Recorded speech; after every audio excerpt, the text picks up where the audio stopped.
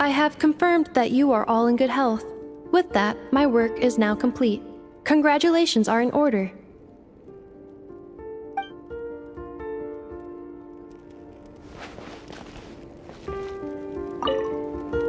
It's good to know you're all well. Puts me at ease.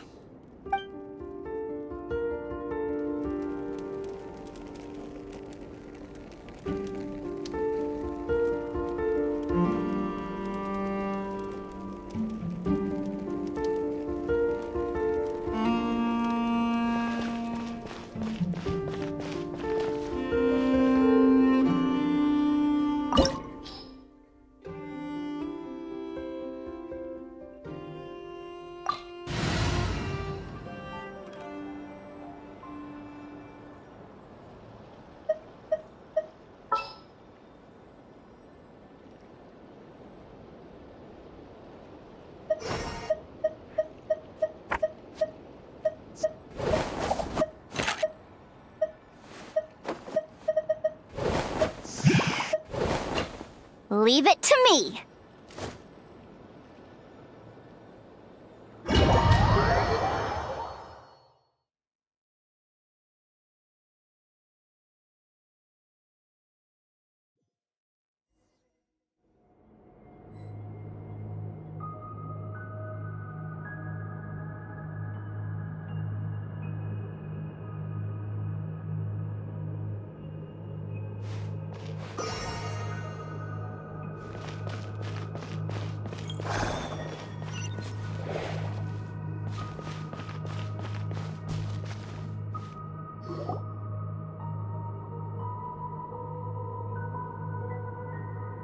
Are these people...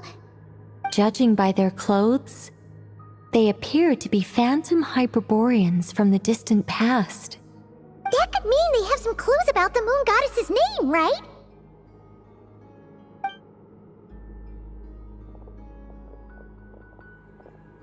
Hey there! Could you tell us what the moon goddess's name is? Sorry. That's probably a weird question, huh? How do we explain this? The moons are long gone, and their goddesses are dead. Their names no longer mean anything. When a new moon goddess is born, we will surely know her name. We have used every last resource at our disposal. All that remains is to wait, patiently and quietly.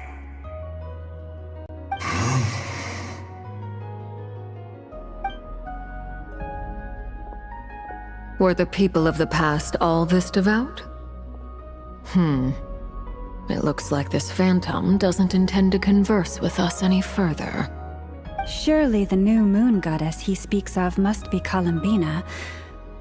Alas, Kutar's birth came long after the age in which he lived.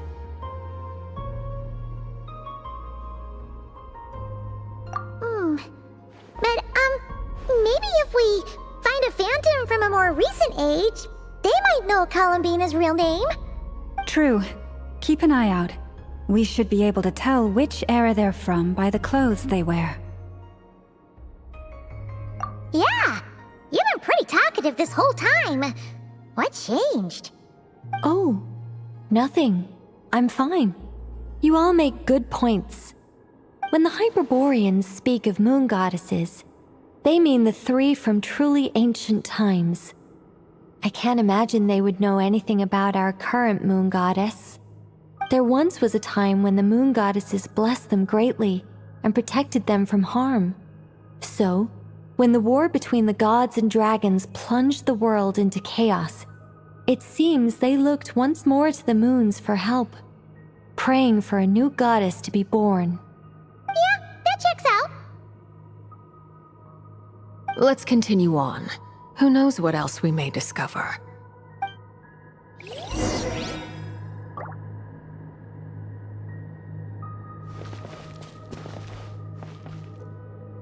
The moons have left for now, but they would not abandon us forever.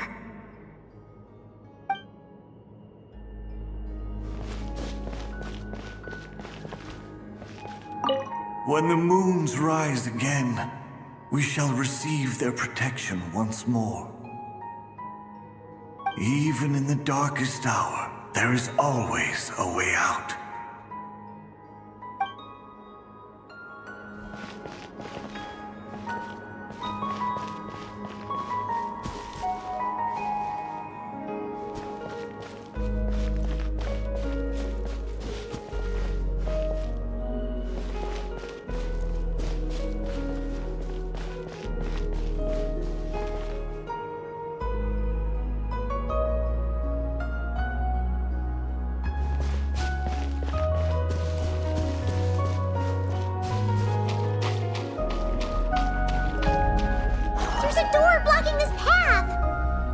Not a problem.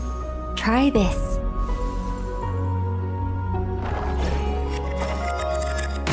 Whoa! How did that door suddenly collapse? This device was maintaining the door's integrity. Remove the core, and the device stops working.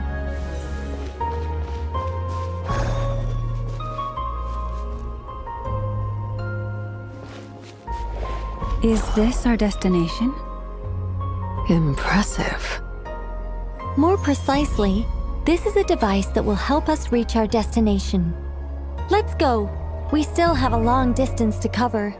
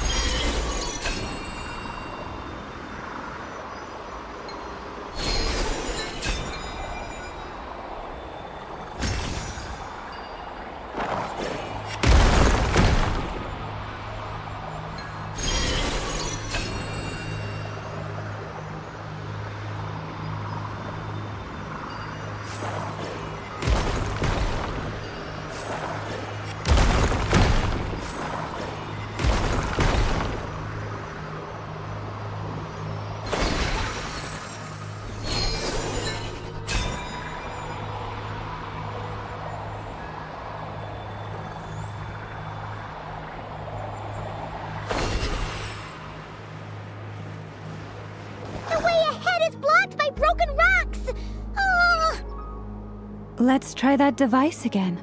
Remember the door from earlier?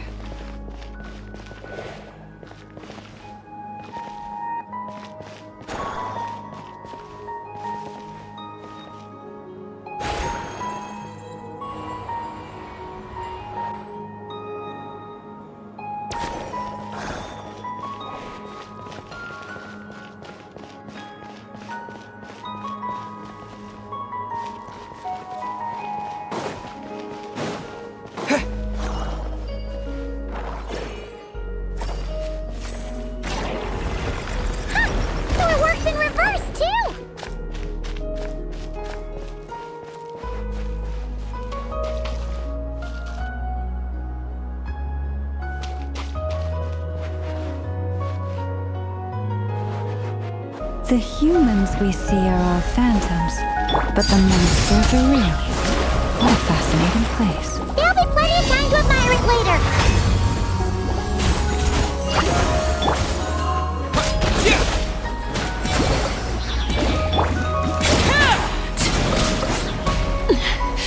Commendable. Everlasting as the moon!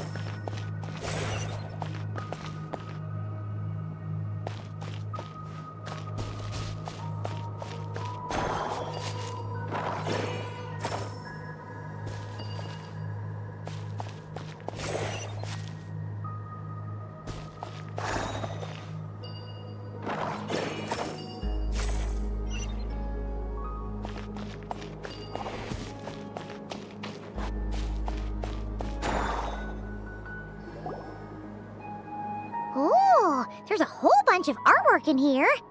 Seems pretty old. Nicole, this is probably your area of expertise. What do all these paintings mean? Let me see. To understand these murals requires some knowledge of the history surrounding the War of Funerary Flame. I shared a little of this with Lauma before. Yes, I think I follow. The dispute between the Moon Sisters, the transformation by Nibelung.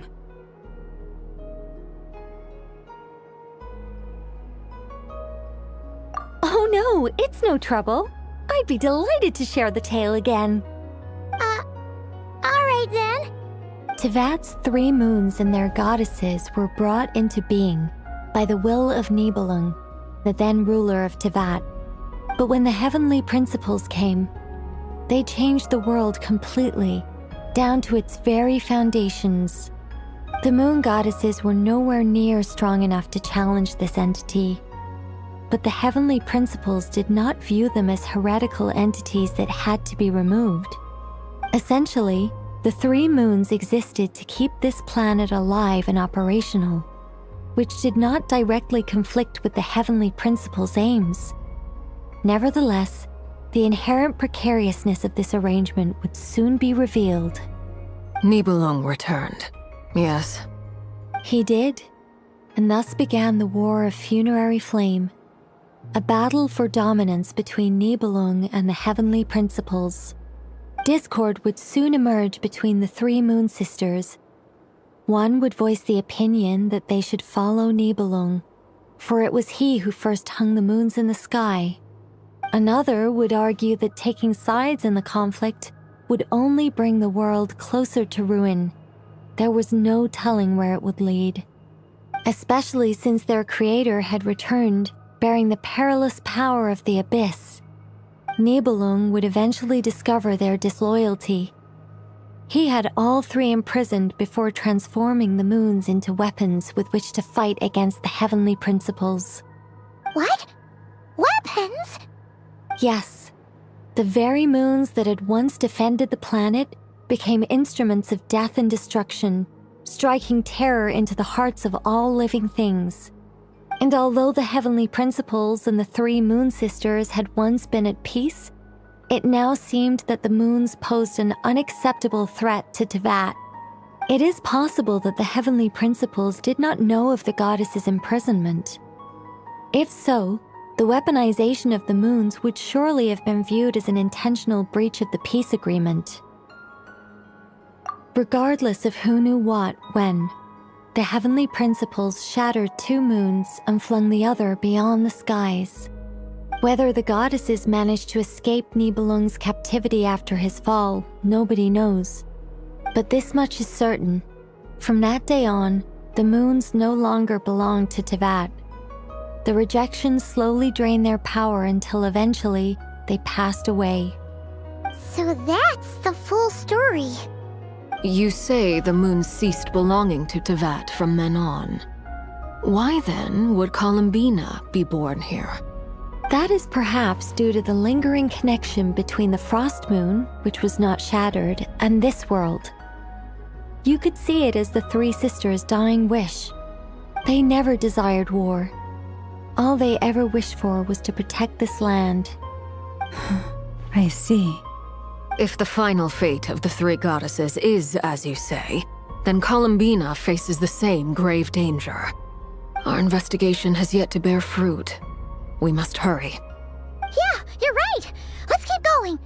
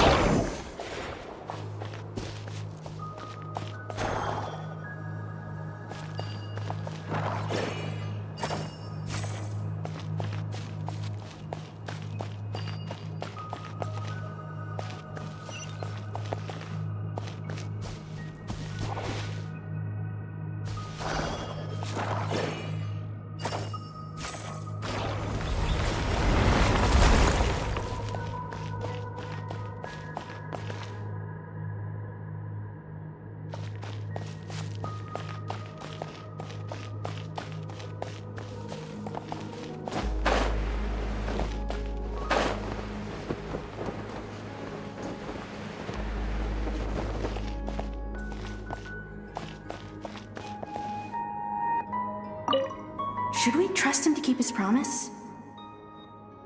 We have to. There's nothing else we can do.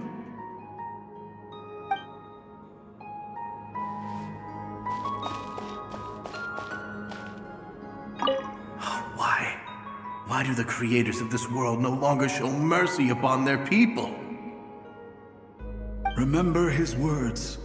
We must change our fate with our own hands.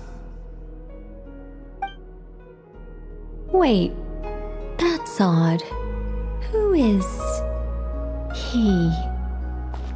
Is something wrong?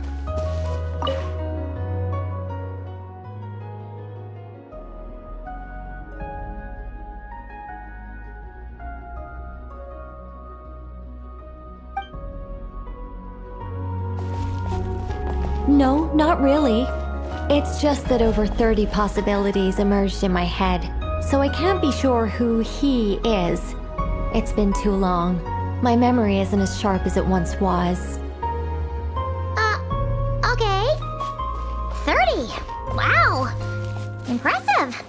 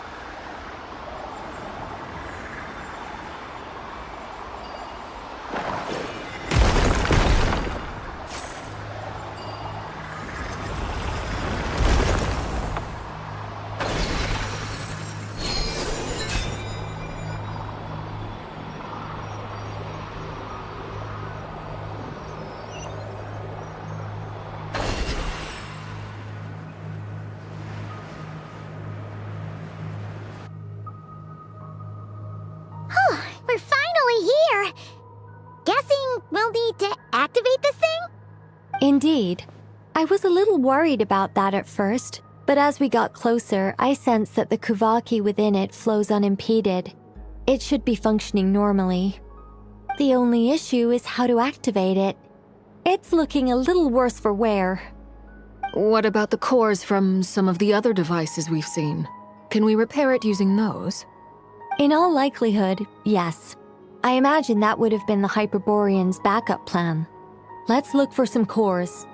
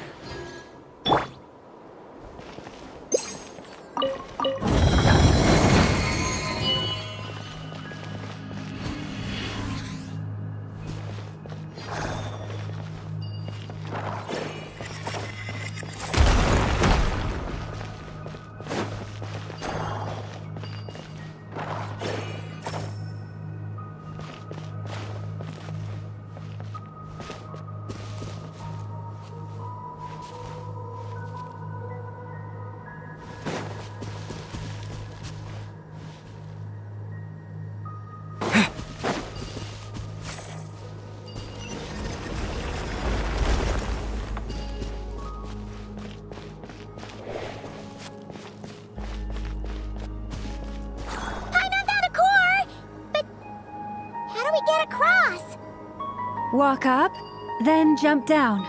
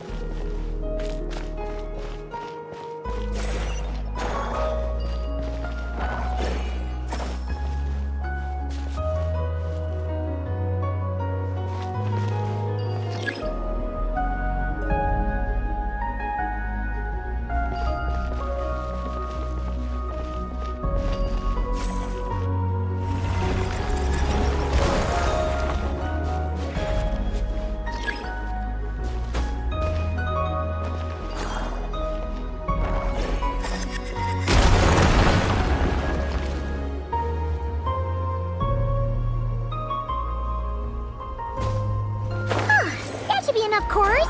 Let's head back.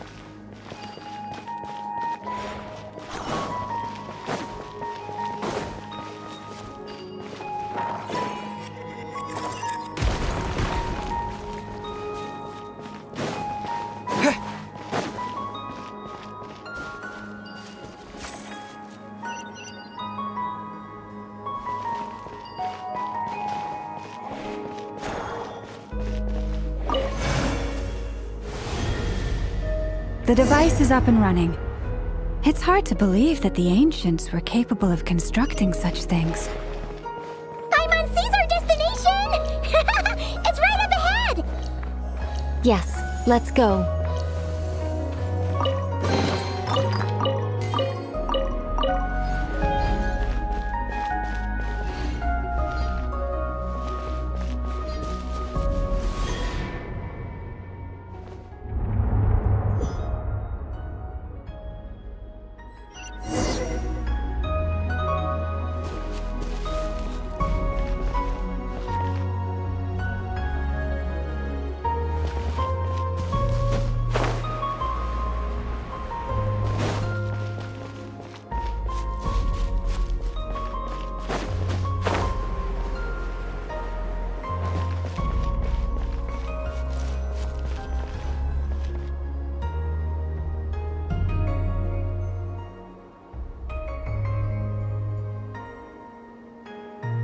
This is where the people of Hyperborea communicated with the moons. We need only place the moon marrow upon this platform on Moon Prayer Night, and we shall be able to open a portal to the moon and send our moon goddess back home. The assumption being, of course, that we can find her first.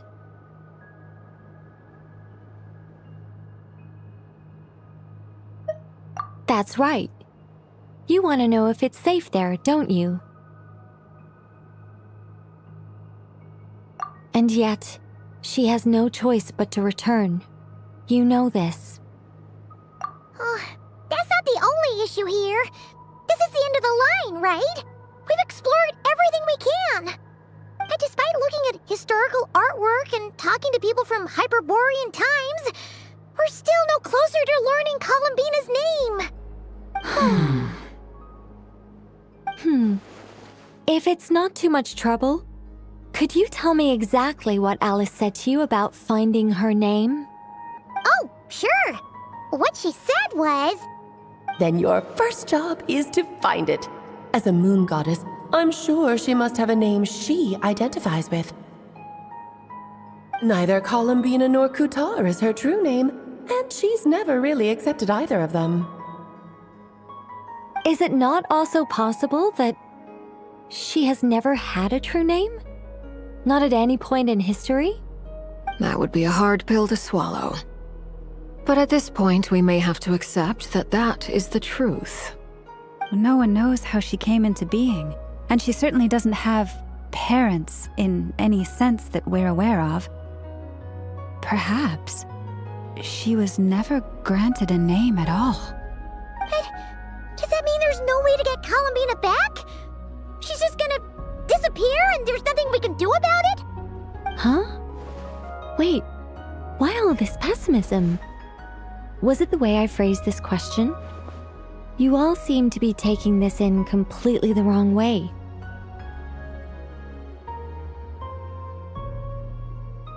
Well, just because she's never had a real name in the past doesn't mean she can't have one now.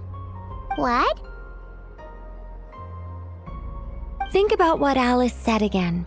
She never once said that you'd have to find a new name, did she? Are you saying what I think you're saying? Yes.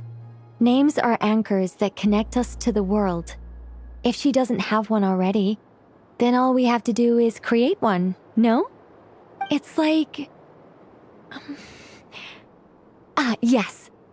Traveler, when you first arrived in Teyvat, do you think you would have turned around if someone behind you shouted, "Hey, Tumaini"? But what about now? I understand what you mean. Life is a long journey. Even the friends and family by our side can change over time. When people call you by different names, what matters isn't so much the words themselves, but what they symbolize. And of course, whether that resonates with you. Lumine. So, close your eyes and picture the moon goddess in your mind. If you were to call out to her in this moment, what would you say?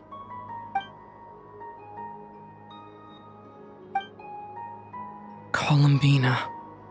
Columbina. Paimon would call her Columbina too. Well, she has long forsaken everything that Kutar represents.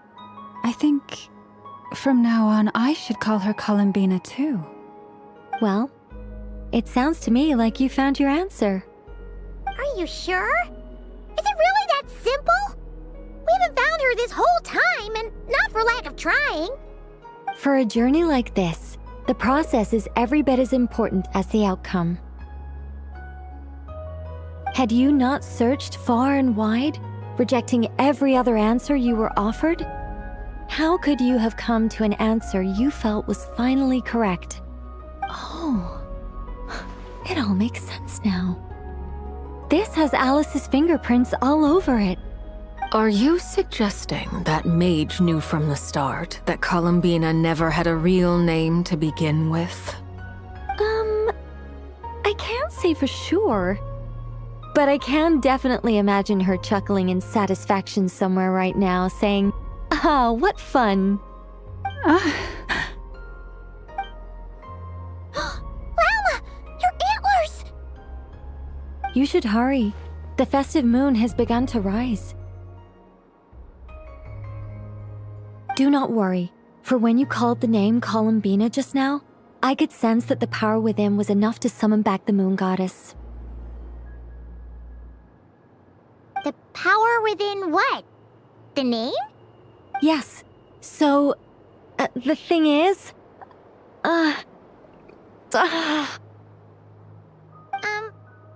What's wrong now?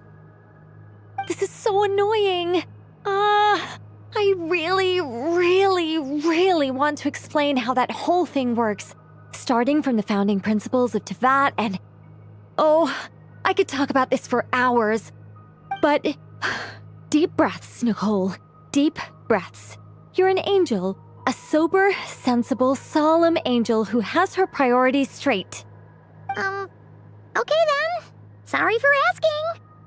Clearly a bad call on Paimon's part. Anyway, you all need to hurry. Last thing, remember how it felt when you called out that name. Then it is agreed. By the name Columbina, we shall find her. Then we'll throw her the best Moon Paranite party ever! And at last, we will send her home.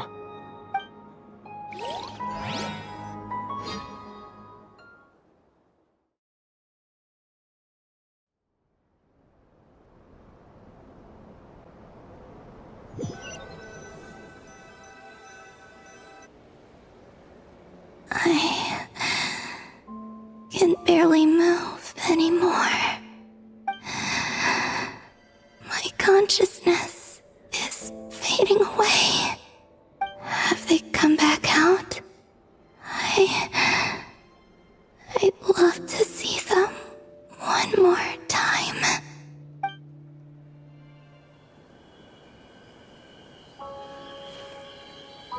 They didn't make it.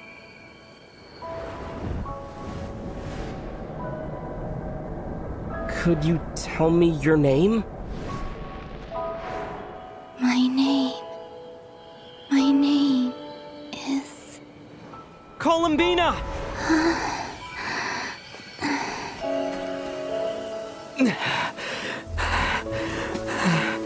Columbina! Are you here? Columbina! That's the name you gave when we first met. And it's what I've called you ever since. Columbina. It's a fine name. I have many fond memories of Columbina, and so do all of your friends.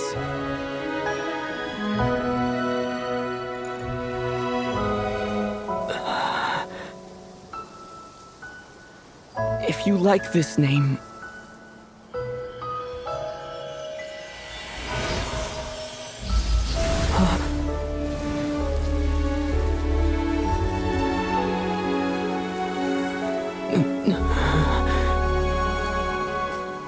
Looking for me?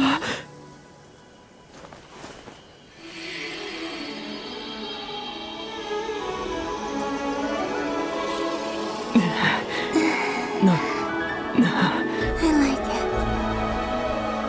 You can carry on using it.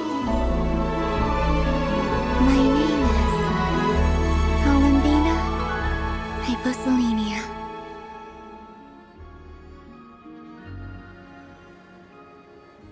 Columbina Hyposelenia. That's a wonderful name. I never thought that Columbina would become my real name. But after I met you and my other friends, the things that this name stood for slowly began to change. It went from being a Fatui code name to something my friends call me.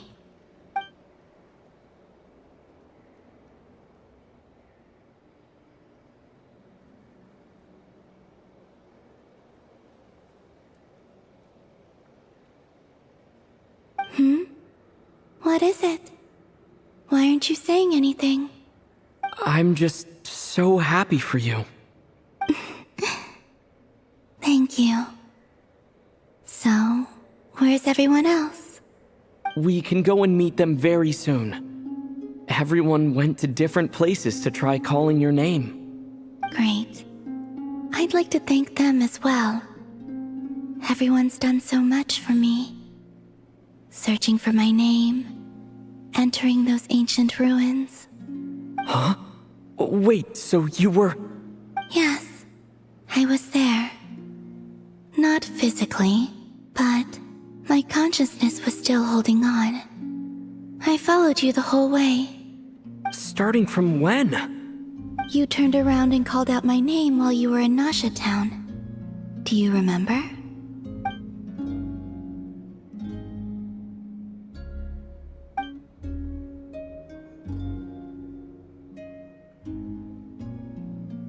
Let's go. We don't want to keep them waiting. Sure. In that case, come with me. But...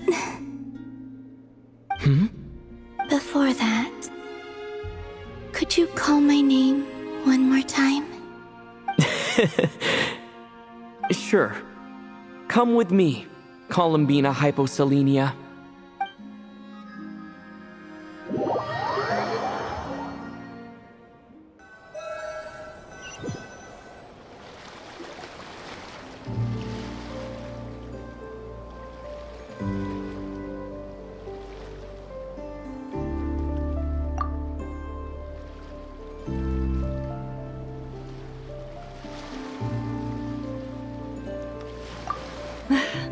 Columbina!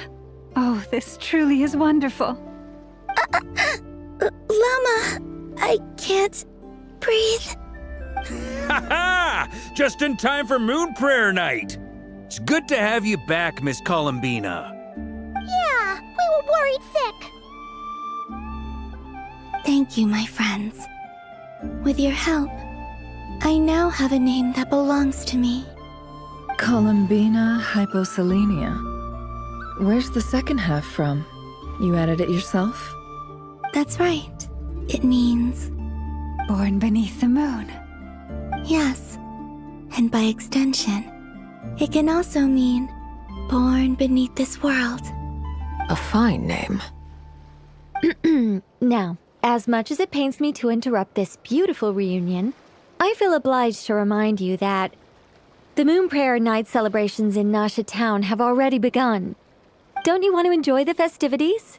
There's so much to see and do. And some of the ambient lighting and entertainments were sponsored by the kind souls in the Hexen Circle. Nicole?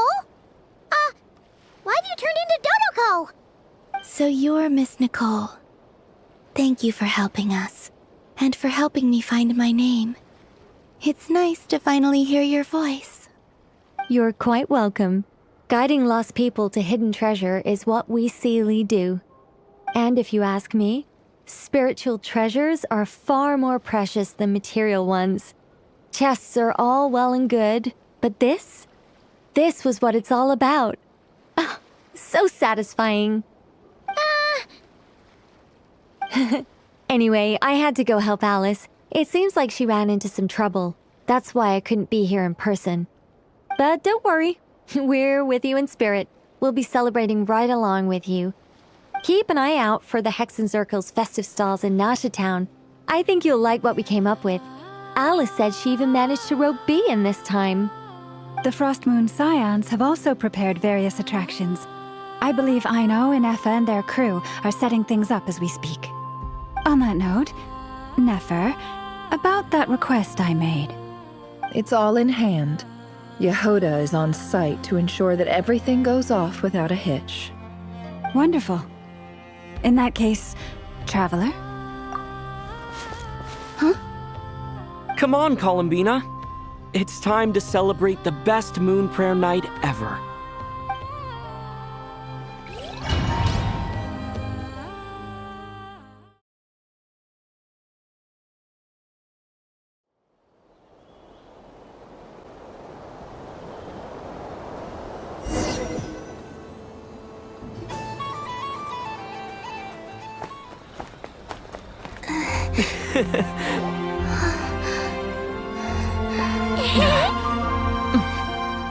Hey, young lady.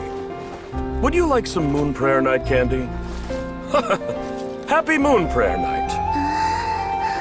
Oh, yeah. I almost forgot to say. Welcome home, Moon Goddess.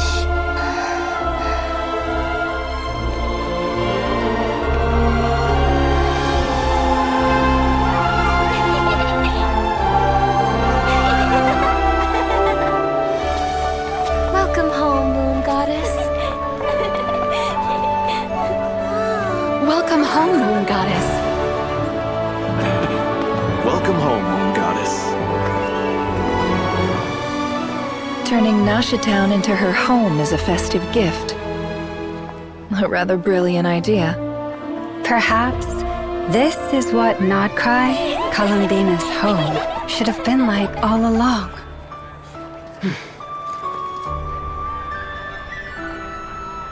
Thank you for the gift. I like it a lot.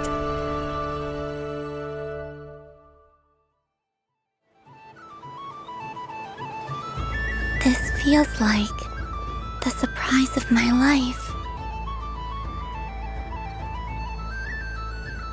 I do. I never imagined I'd ever get to enjoy Moon Prayer Night with everyone so freely. If you're happy, we're happy. Quite a strategy you came up with. Hide the tree in the forest. It's not your usual style, Lauma. Is there something about Moon Prayer Night that enhances what's in your head as well as the antlers on top? Apparently so. It even inspired a perennial penny pincher to use their resources for a greater cause. It truly is a magical festival.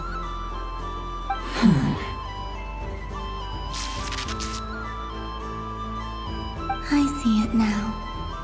This bickering is actually a sign of a strong relationship. Huh? What's everyone doing here? Oh! Miss Columbina, you're back! Yes, I'm fine now. Thanks for your concern. How's your progress with Alice's assignment? Very well indeed. I've never heard her sound so excited. Not like this. This time her excitement seems more serious. Seems like she's had a major breakthrough. She said she'll contact us once she knows more. In the meantime, we're free to relax and have some fun. Enjoy the time off while it lasts. I have a feeling that our next task won't be so simple.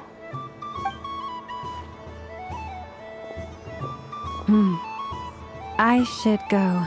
I still have a few things to attend to at the Frost Moon Scion stall.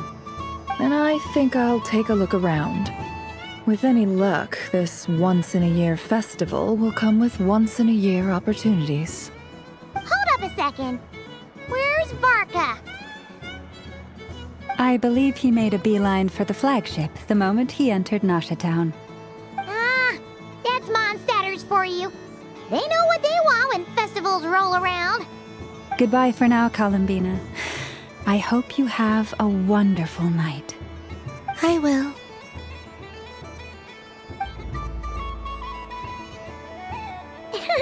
Well, in that case, don't just stand there. Get out there and have some fun. You'll definitely get a warm welcome at every stall. Oh, also, take this map with you. It's a guide to the festival.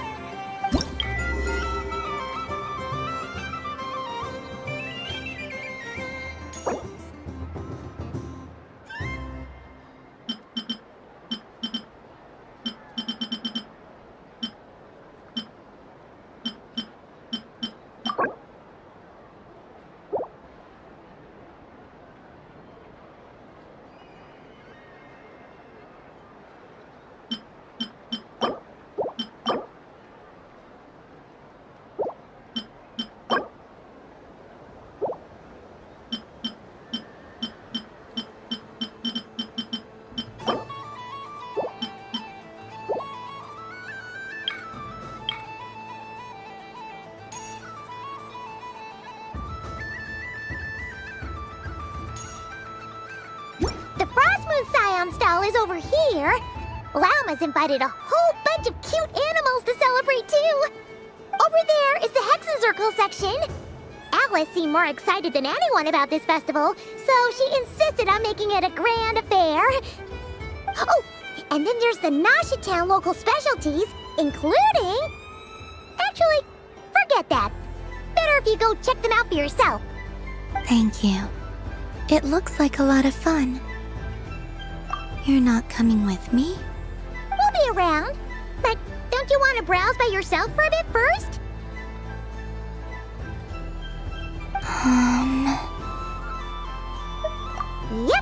If you find something you like and want to try it out together, just give us a shout. We'll be right with you. Otherwise, just relax and enjoy yourself.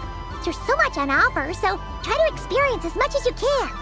And don't forget to stuff yourself with all the delicious festival food.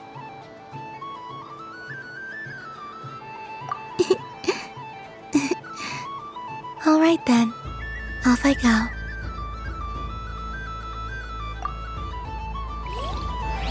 Where should I go first?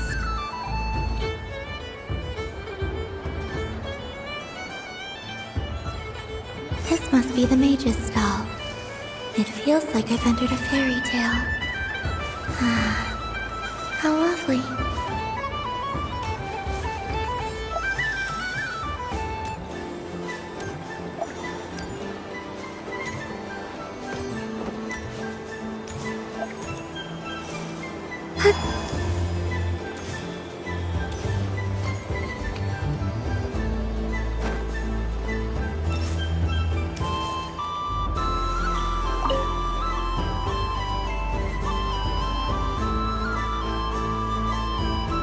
I wouldn't say it's unfair, exactly.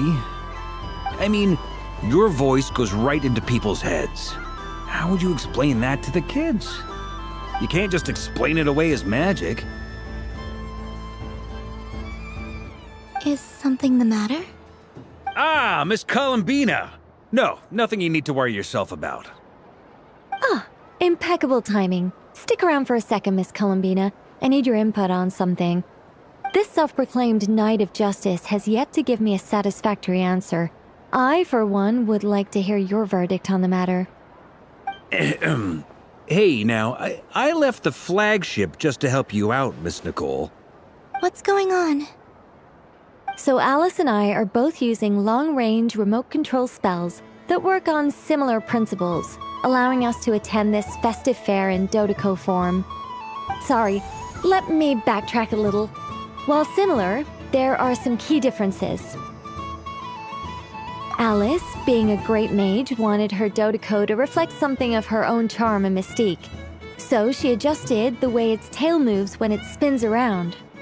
An entirely gratuitous move, in my opinion. I hardly see how anyone is going to notice that. If anything, I'd say that anyone who stares intently enough at a Dodeco's tail to notice such a small detail is someone we ought to be highly concerned about. I only say this to emphasize that my question has nothing to do with tails. Now that we're clear on that, why is Alice's Dodeco permitted to interact directly with the children celebrating Moon Prayer Night, while mine is not? Your voice speaks directly into people's minds. See? Exactly what I said.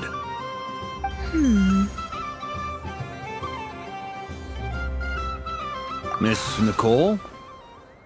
Ugh, I can't stand it. I know that probably makes me sound like a whiny child acting out in front of their parents. And it's a little embarrassing now that I think about it. But hey, I said it now, I can't take it back. That would be even more embarrassing. Also, don't go reading too much into that analogy. It was off the top of my head. I'm actually an awful lot older than either of you. Miss Nicole, are you saying that you'd like someone to play the game you've prepared? I'm not so invested in that. It's just something cobbled together using items I borrowed from Alice. She probably didn't even make them herself. The point is, I want to know everyone's thoughts after they receive their prizes. But as you've said, I can't just ask. I've been biting my lip for so long, and I've had no one to vent my frustrations on. I thought this was going to be a nice, straightforward festival where I'd get the chance to guide people to treasure. Well, can I play? I can't guarantee that I'll win a prize, but... You will? I'd like to try. Then what are we waiting for? Let the game begin! It's like they forgot I was ever here.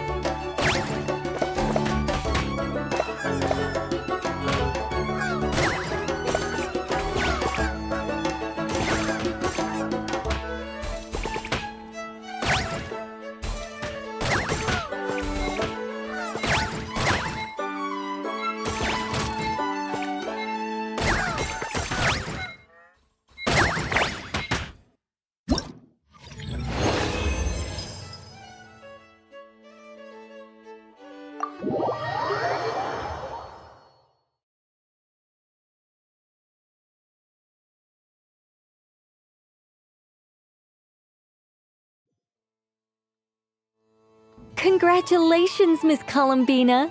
With your great wisdom, you have overcome every obstacle in your path and conquered the great challenge posed to you by fate. Fate? Well, something to that effect. If you'd prefer something more poetic, it could be the icy winds or the dawn. Anything you like, really. You could even go with the challenge posed to you by Dodoko, if that's what you're into. Anyway, you can take or leave my suggestions. Moving on. All my hopes are now resting on this. Can I open it now? Stop teasing me. Please, I'm begging you. No more talk. Just open it. Wow. What a lovely sculpture.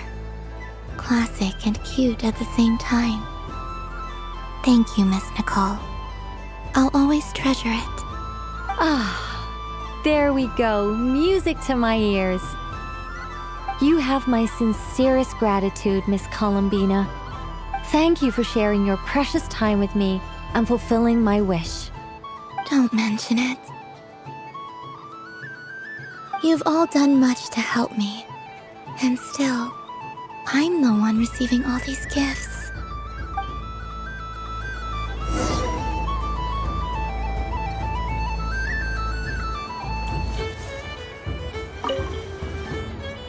A soft and furry creature that bounces and jumps.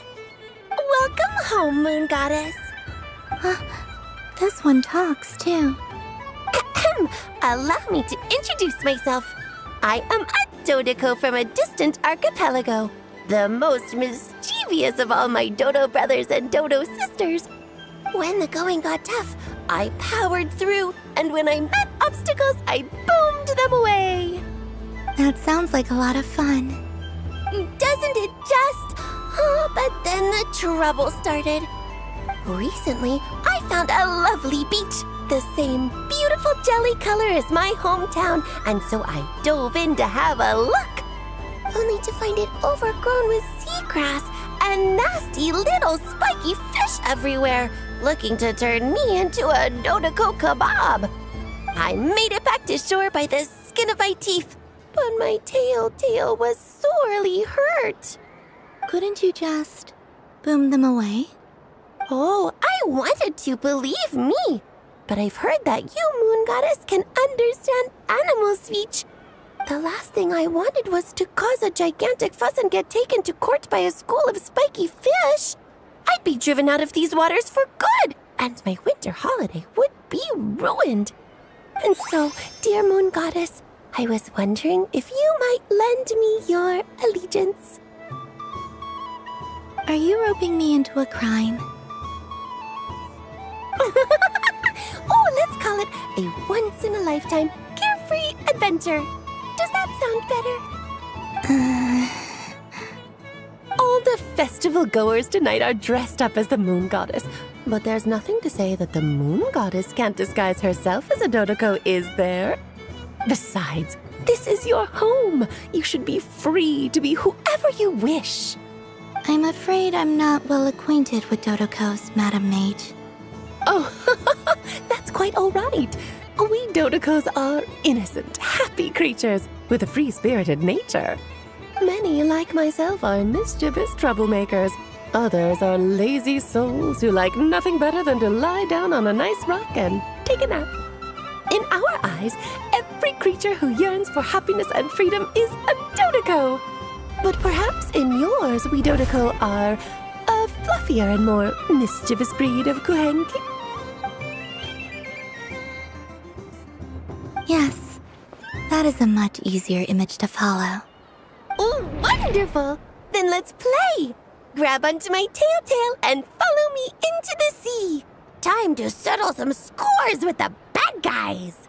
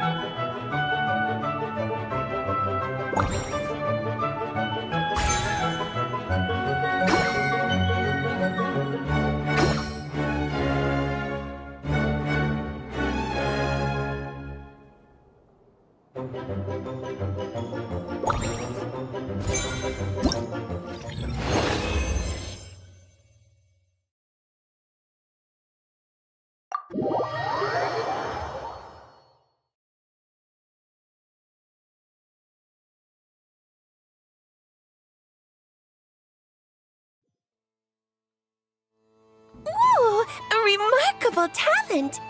So, what do you make of it? The use of Jumpy Dumpties doesn't come as naturally to me as Kuvaki, but their unpredictability makes it fun. I think they call this... novelty? Indeed! And how did it feel blowing those pesky nuisances away? Not bad. Any guilt?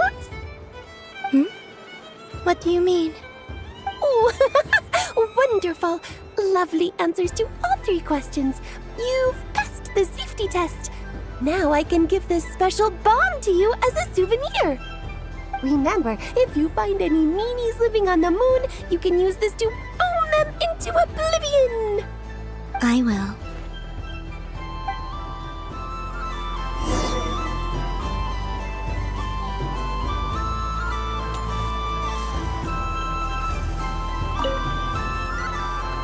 Welcome home, Moon Goddess. Oh, you're the genuine article. Alice was right. This moon prayer night was worth watching after all. Another one that talks. Greetings. Pleased to make your acquaintance. I am the Hexenzirkel member they call B. Barbeloth Trismegistus. Columbina Hyposelenia. Pleased to meet you too. Hyposelenia. A fine name indeed. Now then, Miss Columbina, do you wish to hear a mage's divination? Divination? The Frost Moon Scions used to ask me what would happen in the future. Is this like that? From the perspective of the one seeking answers, perhaps. As you look to your journey ahead, if you seek to understand the unknown, resolve your doubts, and soothe the confusion in your heart, divination could be for you. The unknowns on my journey. Of course, if one wishes to peer into fate, then hydromancy is the more precise option. But that is a complex affair, and to relegate that majestic art to the status of a festive amusement would seem somewhat uncouth. Besides, it is sometimes better to not know fate with great certainty. Hence, I shall use the suitably festive Luna Arcana to tell your fortune instead. It is more popular with the youth in any case. Lunar Arcana. Indeed. Unlike hydromancy, this will only display possibilities and trends. People like to think of themselves as creatures of agency and free will. Peering too far and too clearly into the future is detrimental to both body and soul. I'd like to give it a try. Of course you may. Come then, take a seat, Miss Columbina. Before we begin, are there any specific questions you would like to ask? Let's stick to general possibilities and trends, like you suggested. Ah, very well. Then I shall use the basic Lunar Arcana deck. Now, try to relax. Cast your mind upon the things you have experienced and the things you are soon to experience. I will shuffle the deck. Would you like to cut the cards yourself? You do it. No problem. Now then, to make things easier for the seeker, that is to say, you, I shall decipher the cards from your perspective.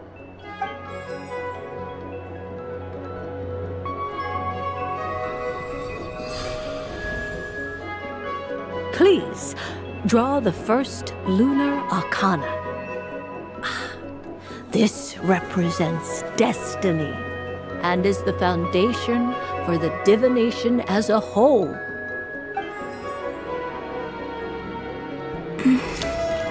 Now, draw your second card. This will stand for the past, the sum of all your experiences that have come before. And now the third Arcana.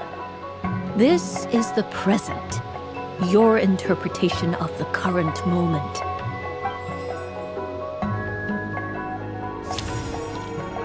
Finally, the last card.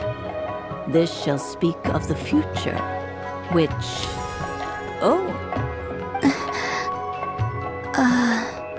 Kuvaki Pulse? Fascinating. I've never encountered this before in my role as a diviner. Something has exerted an influence upon this card, causing it to leave its designated position. What do you make of this, Miss Columbina? Perhaps this is the guiding hand of fate in action. Of course, if you wish, you can choose to deny the validity of this card and draw the future for yourself. No, it's fine. Let's go with this one. A bold decision. I must say I'm looking forward to the results. Well then, let us flip the Lunar Arcana in sequence and see what emerges. Sure. First, Destiny. No surprises here. The card that represents yours is the moon. The moon. Indeed. The moon can represent the truth at some times, but deception at others. False peace, destructive calamity, and the world-changing power that lies within. When the moon is placed on the destiny tile, it indicates that your destiny is not what it may appear on the surface. Instead, it may yet have a hidden side. It symbolizes a journey through the fog, fraught with uncertainty and deception, where one must face inner challenges head-on. I don't understand.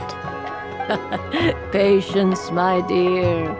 This is but the first card, which serves as a basis for the interpretations that follow. Our divination will only grow clearer from here on out. Now then, flip the second card, the one that speaks for the past.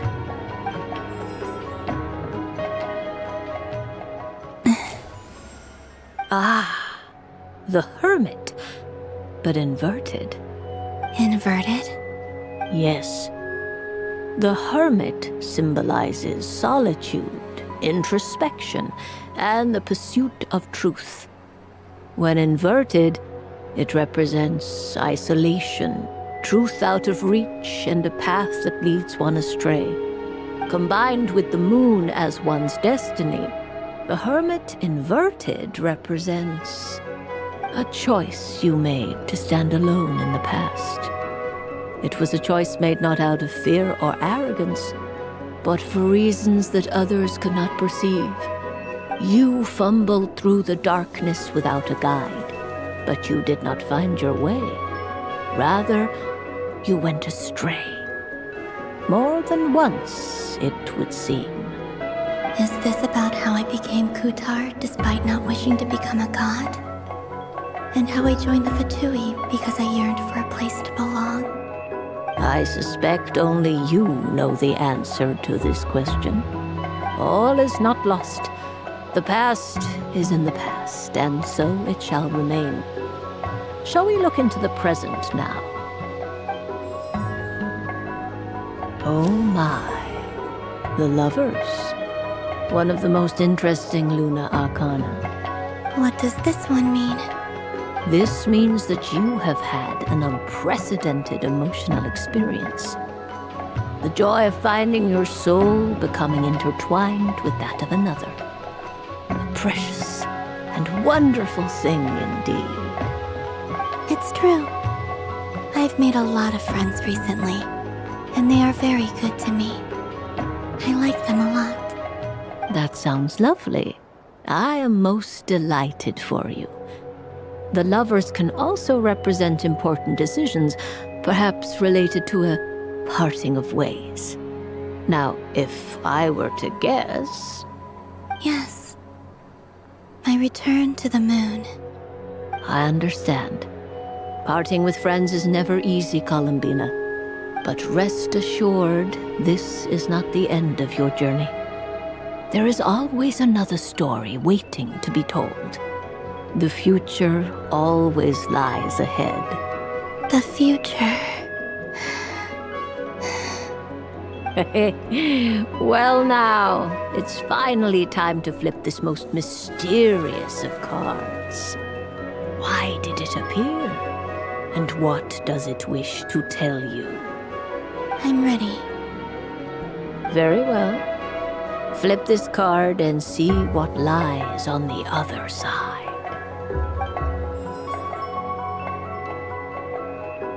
Oh. Miss Barbeloth? What is it? This card is death.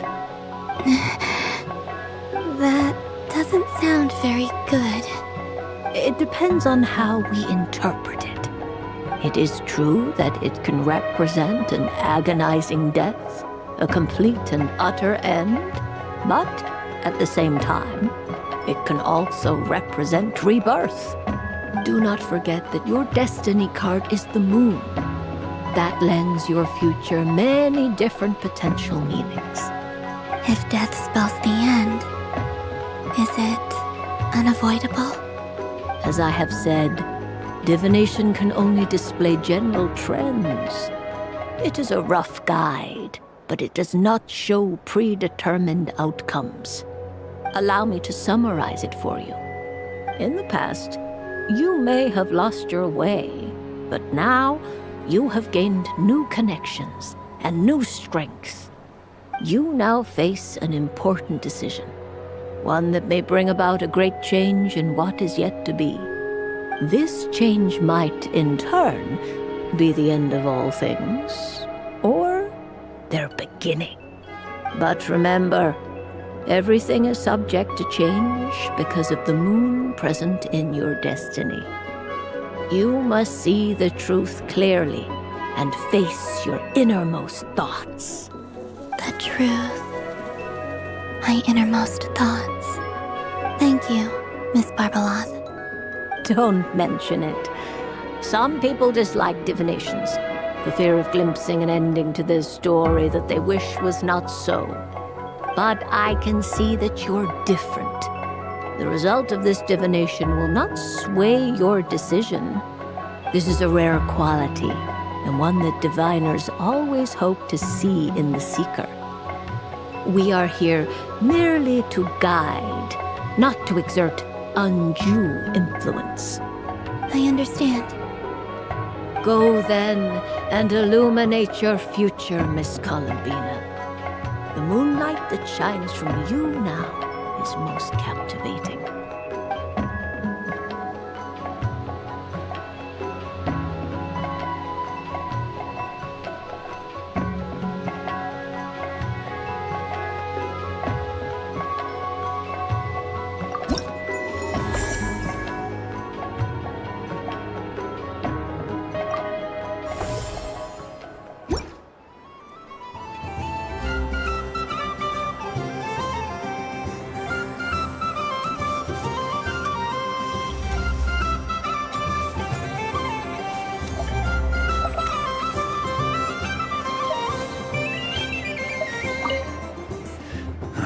It'd be rude to just leave without saying anything.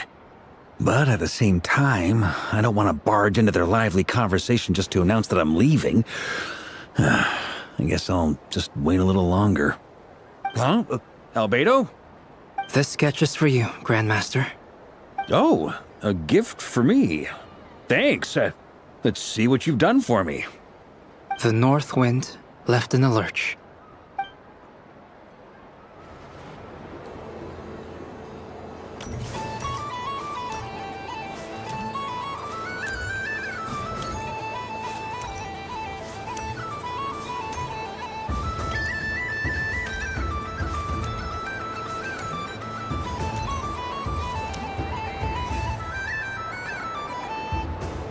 But I was aiming right at it!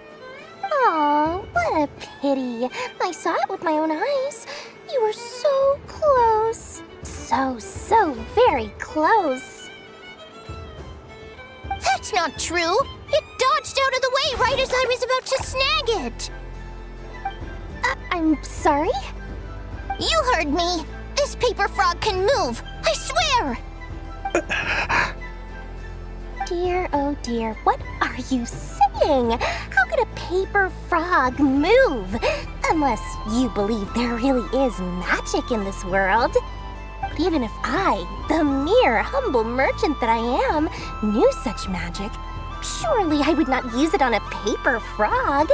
I'd sooner give Mora legs, so it could walk right into my purse. My dear, dear customer, why not have one more try? This time I'll give you 12% off, a very generous discount for one of my most regular customers. Just think about how much experience you have under your belt now. You're sure to win the next one. Darn, I used up all my coins. I'll be right back. Just gonna fetch some more from my house. Take your time, but don't take too long. This event is Moon Prayer Night only. Miss it, and you'll have to wait a whole year before I'm back.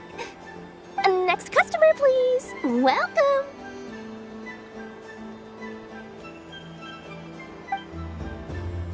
Hello. Whoa! What's this big one doing over here? How do I tell my employees not to go running around this time? Shooting them a glance won't work. I haven't known them long enough. Dory? Why, hello there, Miss Columbina.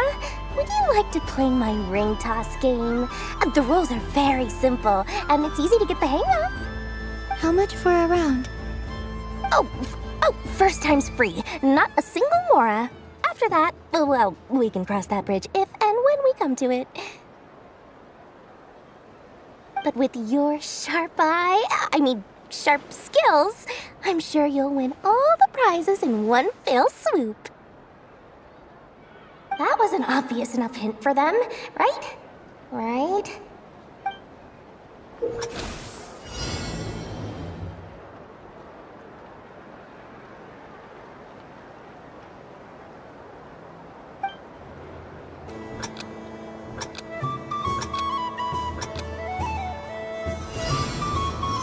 Here comes the ring! Oh, Peanuts.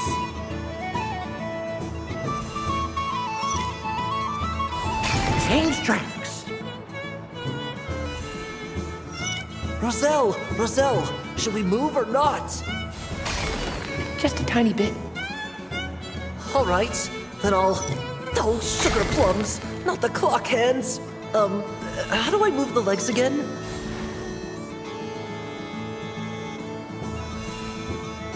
Stop it! Stop dodging!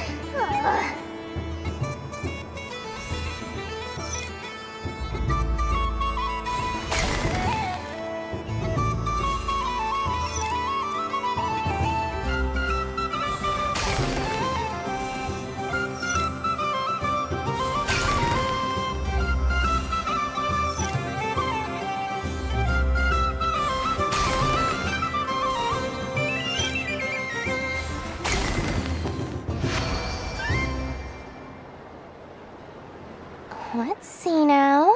Let's see. Wow, Wow, very good. That's the highest score we've had all night.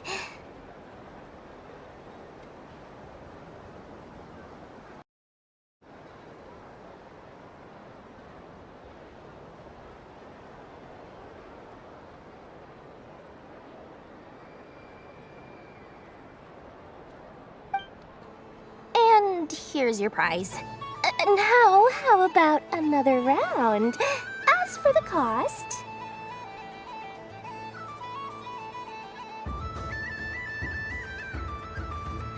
Happy Moon Prayer Night, Miss Columbina. Happy Moon Prayer Night, Durin and Hat Guy. Are you here to play the game? Yes.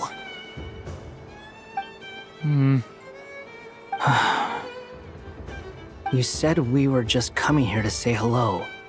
I did, but then I recognized a few more people as I got closer. Do my eyes deceive me? Is that... It's our little dragon! He's all grown up! Someone's popular. Well now, since you came all this way, why don't you try out this lovely game we have going? First try is free! He'll have a go. I'll pass. It's only one free try per customer. You can't give your try to him. I'm aware. How has Elder Almond been lately? He's in great shape. He goes for a run in the forest every morning to stay fit and healthy. He tried to go boat racing with Firecracker a while back, but he couldn't even make it onto the Lotus Leaf. Firecracker was in fits of laughter. How about you, little dragon? Can you still fly? Yes, I can. But you've become less chatty. Has growing up been tough on you? We call that maturity. You know, the thing people sing about. The knight wields a sword of stone to defend those hearts that are made of gold. Stone is very heavy. That's what keeps him from talking too much. That's awesome! I want to be a knight when I grow up too. Ring, here I come! Ha! Oh, the hat-wearing man. I never thought I'd see you again. You seem more determined than when I saw you last on the train. If you say so. Oh, I do say so. The people you once helped see it clearly. It's because you are once again on the right track. May the engine in our hearts propel us to the station of our dreams. I can move! I can move now, Roselle! What are they doing, running into the rings like that? You got them all so quickly! I have never seen anything like this in all my travels. Is this guy actually an old friend of theirs? But how? They're origami animals and clockwork people from a fairy tale. Getting to know them would be quite an arduous task, unless they share a hometown? I have to get to the bottom of this. Next time I see the Great Mage Alice, I shall demand answers. Thank you, Dory. I had a lot of fun. Now for your prize. Where did I put it? Give me a moment to dig it out. Oh, sweet grand prize. How I wish I didn't have to let you go. Good thing I had already turned a profit from the customers earlier in the night. Otherwise, I'd have wasted all my hard work. Okay, I'm back. What? I leave for 2 seconds and someone's already claimed the grand prize? Oh, well, these things happen, you know? Perhaps you'd be interested in one of the other prizes instead. We've got all kinds of wonderful goodies here. Is this the thing you wanted? Here, you can have it. Huh? But... Don't worry about it. It will be happier with you. Oh, thanks so much, miss. Moon Goddess. Oh, goodness gracious, Columbina. Give me strength. How am I supposed to make any more money from this child at this rate? Daddy, look! That's the game I was telling you about! Forget it. She is the moon goddess after all. I'll think of some other way to swing this. Maybe I can try to hook this new kid. Huh?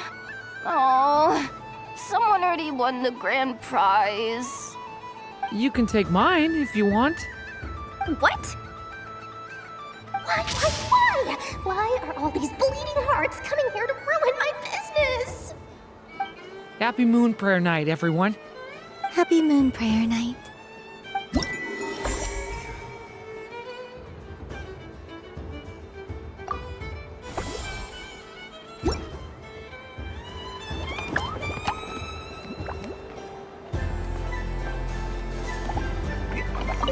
If all the prizes are gone, I might as well close up shop for the day. But you haven't had your fill of fun yet, right? So the next time a customer shows up, you're going to have to run faster, all right? And remember, run out of the rings, not into them.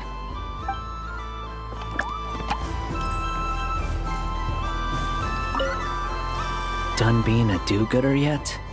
Thanks for coming here with me, Hat Guy. Are there any games you'd like to play? It's your turn to pick. I'll come with you. Why does that hamster think you've grown up? You haven't changed at all. I know you don't mean that. You're just taking the opportunity to make fun of me, aren't you? Even if you won't admit that taking some time to compose yourself is important, I can see that you're doing it in practice. Otherwise, you'd have taken off your hat and flown away by now. Looks like Albedo's socialization program has been far more useful to you than all those Vahumana textbooks.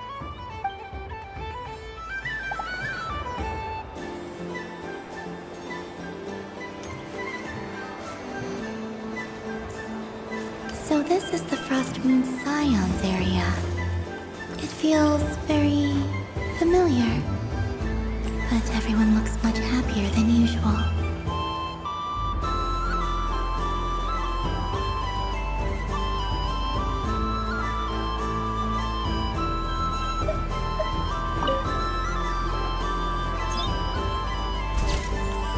And done! Here, take a look! I think it looks quite funny. Well, Paimon thinks it's super cute. It looks like a silly chic badger and a rhyme-horn deer that's about to fall asleep. Maybe I'll stand on the chic badger's side instead. It looks like we've attracted the attention of quite a few animals. Let's make room for them.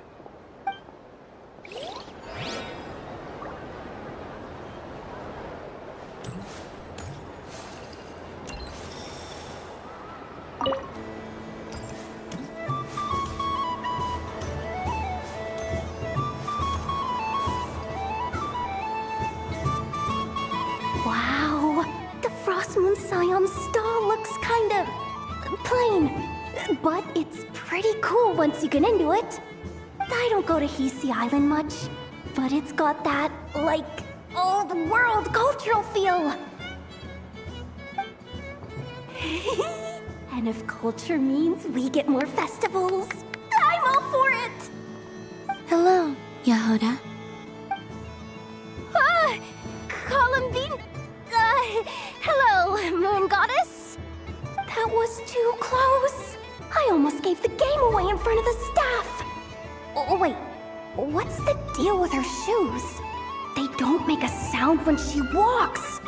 I could do with a pair of those. Do you like balloons too? Balloons? Oh, you mean those? What's so fun about balloons? I'm not a kid anymore. They're probably more up Aino's alley. Yes. The animals seem very curious about these strange flying objects. I was drawn here by their voices. I recently learned a fun new game you can play with balloons, so I decided to come and give it a try. A new game? Hello. Welcome home, Moon Goddess. Here to buy some balloons? Yes. Could you give me a few that haven't been inflated yet? Are you sure? I guess it's not a problem, but... Yes, please. Thank you. Uninflated balloons? But those are just little rubber pouches. What does she want with those? Would you like to play the balloon game, Yehuda? Huh? Sure. I guess. How do you play it? Wait here a moment.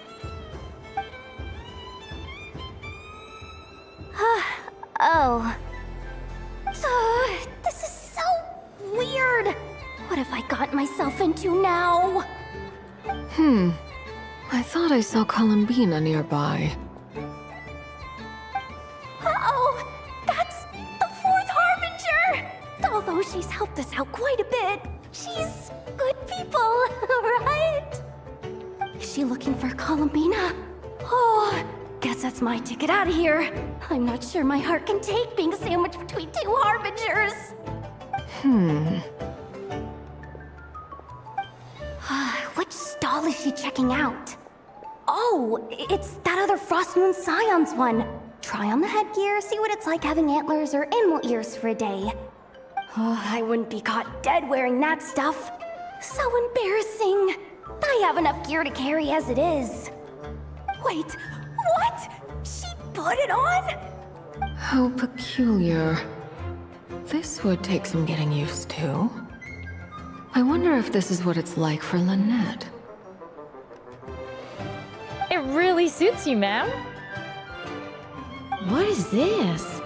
She was so intimidating a moment ago, but now, dang, she's really rocking those ears. How does she make them look so cool? I suppose I may as well keep them on for now. All part of the festive experience. She's coming this way. How do you do, Miss Yehuda? Oh, jeez. Don't talk to me while wearing that thing. Where am I supposed to look? Oh, hey there. I'm looking for Columbina. Have you seen her? She just... Huh?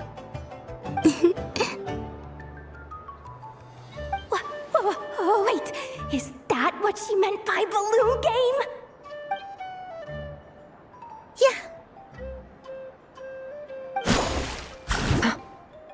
Huh? No fair! How come I get caught in the crossfire? An ambush from the rear? Is this a declaration of war, Columbina? Would you like to play too, Arlecchino? Seriously? Are they gonna start some beef right here, right now? Gladly. That said, I believe there is another who would like to join. Boss Nev! Thank goodness! You've gotta get me out of here! Things are kicking off big time! Hello there. I'd like 10... no, make that 20 balloons, please. Uninflated. What? Miss Moon Goddess, I hope you're prepared to pay the price for assaulting my employee. Welcome to the game, Nefer. Just to be clear, let's keep this a fair fight, okay? No strange powers, please and thank you. Naturally. Don't just stand there, Yehuda. Aren't you going to team up with me? Huh? Do I have to? Of course. Don't forget, the Curatorium has a reputation to uphold. I knew something like this was gonna happen.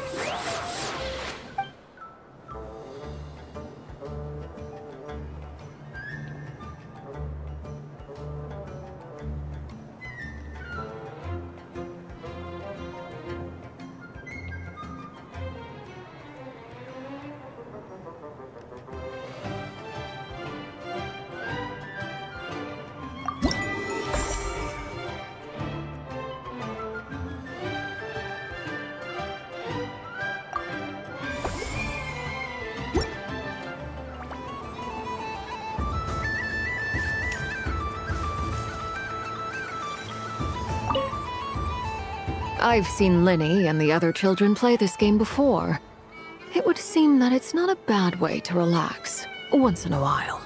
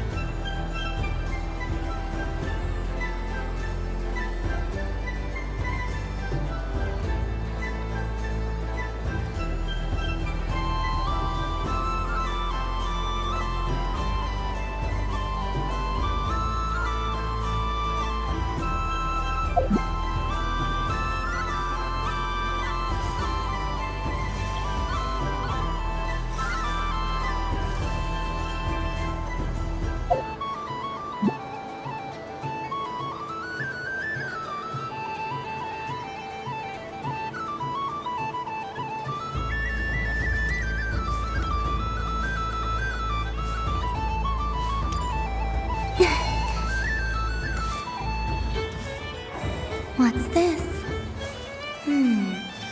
Should I give it a try? That was fun.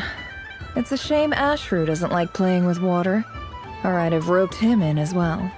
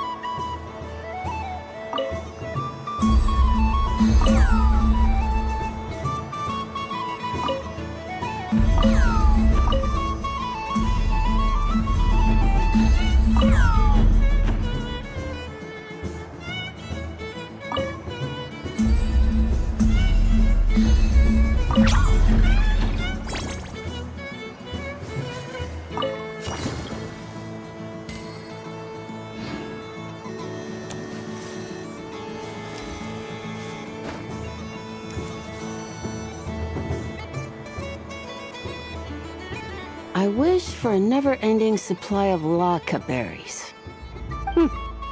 What a humble wish. Probably written by a child.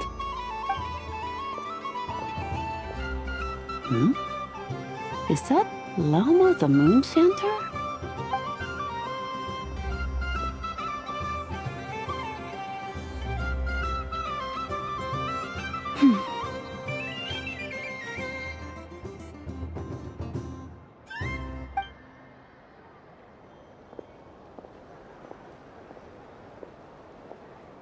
I wish that the long plume ibises would stop biting me.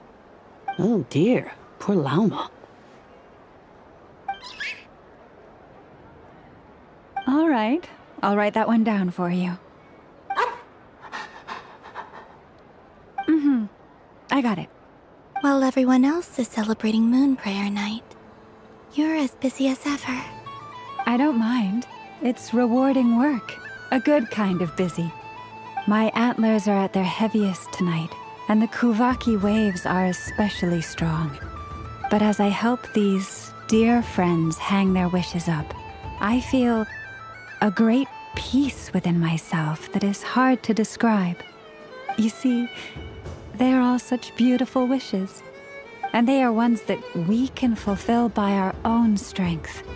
Do you blame me, Llama? I want to hear your honest answer. It is by the help of so many people that I can return to the moon. But I feel as though I've hardly done anything in return. You've done plenty, Columbina. I say this in earnest, both as someone who knows your history, and also as a friend who has seen what you've been through. What about as a moon chanter? I feel proud to honor our moon goddess's wish.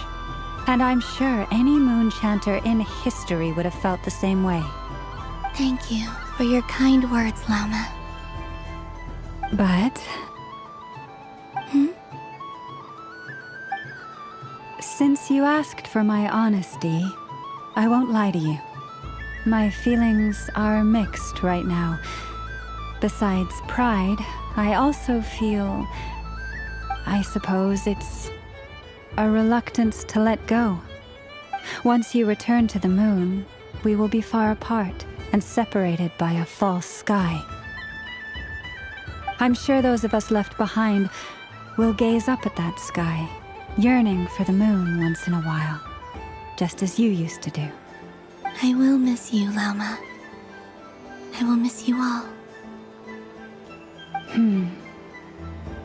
I hope to stay in touch. I will try and find some way to send messages down from the moon. Perhaps you could use Kuvaki. I've heard Yehoda say that signals can be sent using long and short waves, or strong and weak lights. That sounds a little complicated. What if we forget what the signals mean? We could prepare a codebook beforehand, but... You're right. It wouldn't really suit you. Still, whatever happens, I believe that you will find your own unique way of communicating with us. And now that I think about that, my heart feels lighter. Because you trust in me? Yes. I have faith in you, and in the power of truth. In my experience, the truth tends to be difficult. But that's what makes it stand out from what is false. So I'm confident that your thoughts and your love will shine through the curtain of lies. We will know it when we see it. Thank you. Now, could you help me hang up my wish? Is this? I wish that all who dwell in this moonlit world can find a place to belong. And I wish that I shall one day see my friends again. It's 2 wishes. I hope that's not too greedy of me. Not at all. And I think you speak for us all with the second one.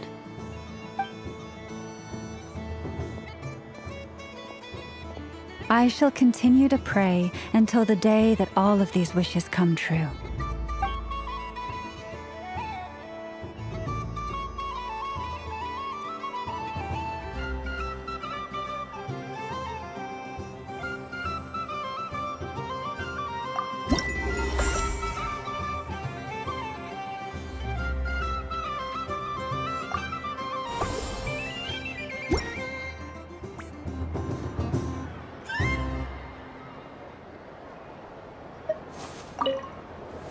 Yes.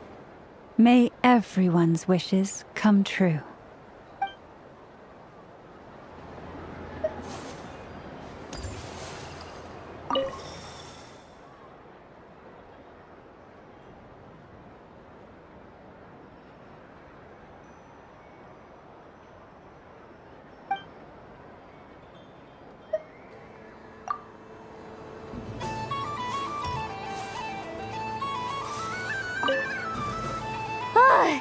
I just had a water fight with 2 Fatui Harbingers. Pretty scary, but also surprisingly fun.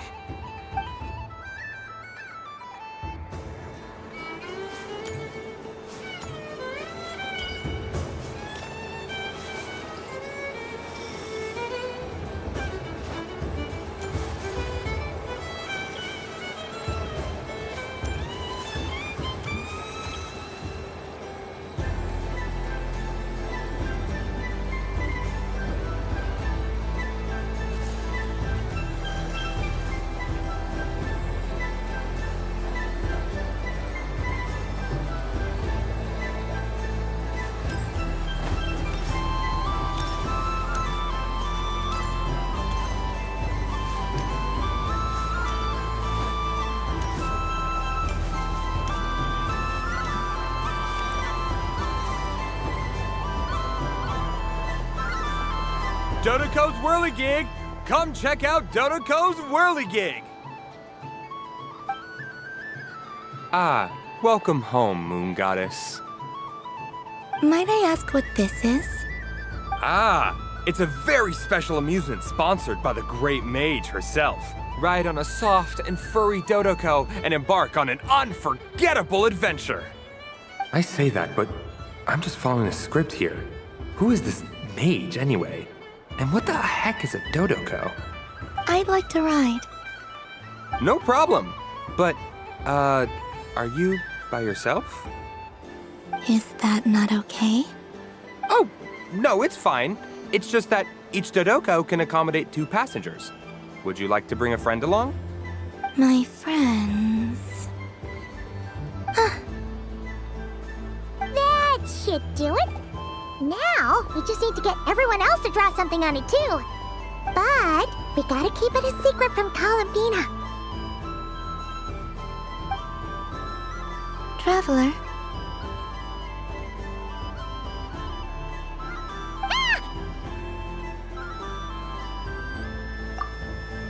I want to go on that ride. Will you join me? Let's go then.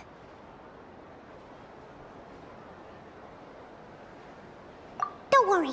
Paimon will do the rounds. You go have fun.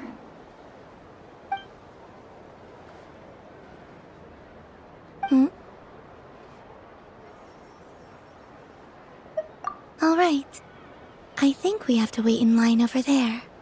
Please take your seats. For safety reasons, you mustn't try to leave the ride before it comes to a complete stop. All right, you're all set.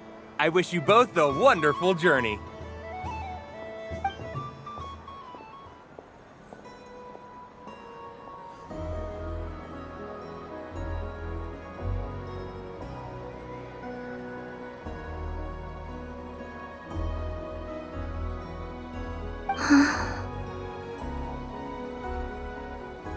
Not bad.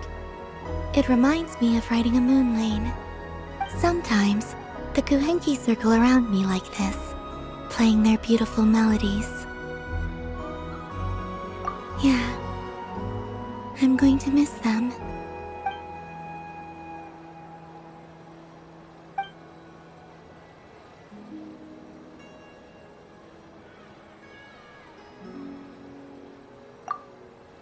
It does.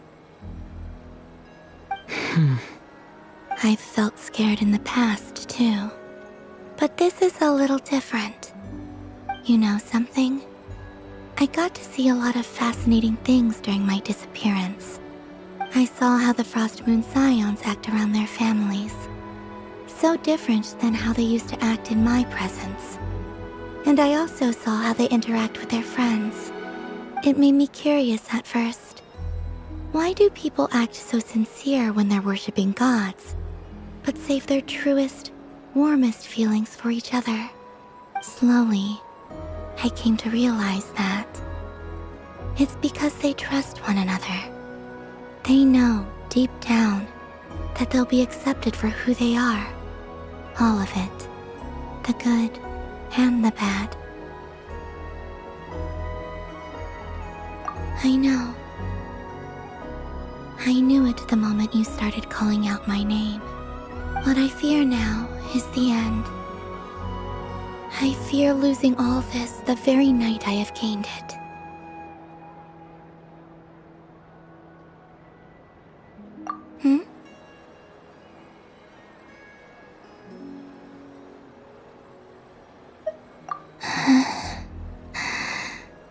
Thank you for this conversation. Thank you for listening to me. Don't worry. This fear I have, and the unknown that awaits me, they cannot hurt me. Not when I possess a treasure far greater.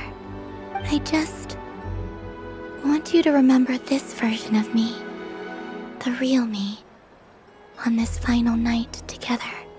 Dear passengers, Dodoco's awesome adventure has come to a close. Please leave in an orderly fashion, and we look forward to seeing you again in the future. Don't want the journey to end, huh? Don't worry, you two. There's always another adventure waiting just around the corner.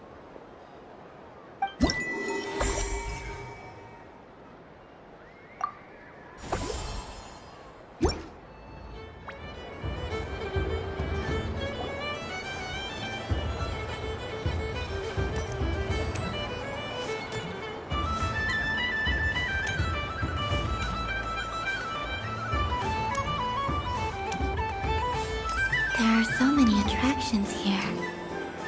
Since I rarely get out, I might as well make the most of it.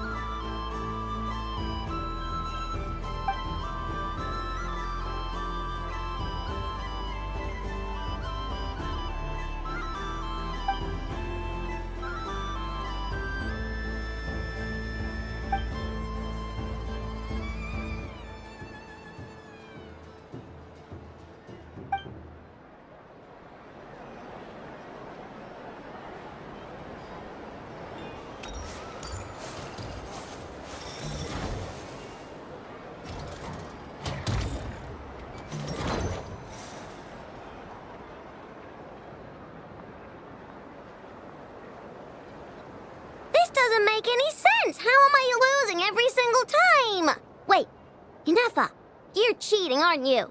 Yeah, that must be it. I am not cheating, I know. Uh-oh, sounds like Ineffa's turning into a big baloney bot. I think it's time for some serious maintenance. Moon Goddess, help me. Miss Columbina, I know, is attempting to cheat. The cheater? You're the cheater! How dare you throw it back at me?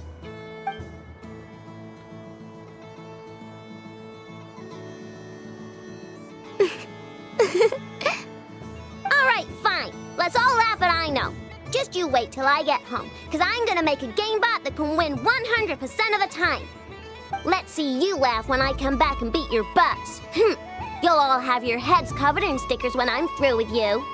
We came to check everything was okay after all that yelling, but,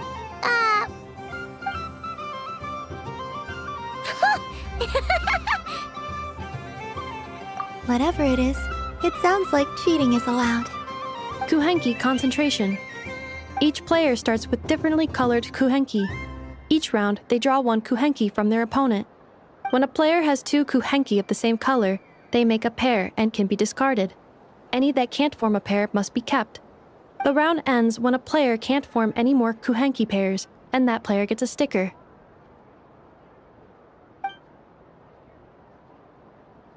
Ooh! Can 4 people play as well? That is fine, so long as the turn order is fixed beforehand. Alrighty then! In that case, the 2 of us will join as one team. Okay, but if you lose, you're both getting stickered. I don't want to hear any excuses. Sure. And if we win? If you win, only one of you gets to sticker someone else. I have taken to calling this. I know logic. Hey, lay off me, alright? Okay, so we're starting the game from scratch again, which means all my stickers so far don't count. Looks like Luanatar is the Kuhenki of honor for this game. Anyway, let's go clockwise, starting from Ineffa.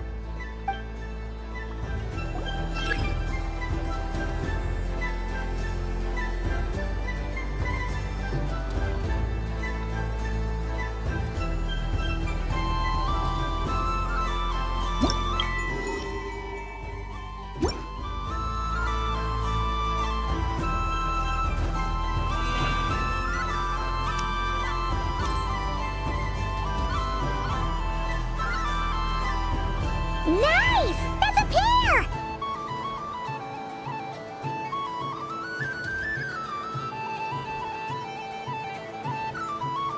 Go, go! Fly!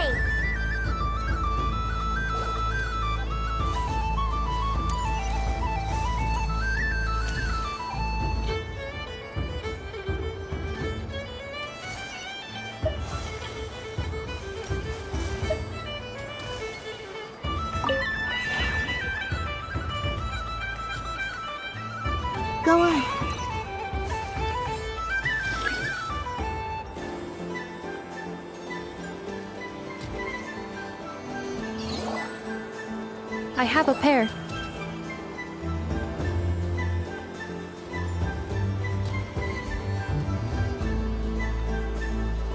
Uh-oh! We gotta pick up the pace!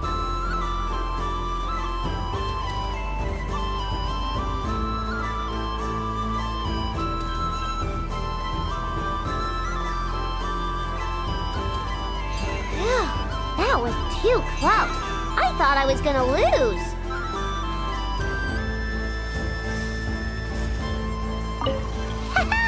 Let's see who's gonna be the unlucky one.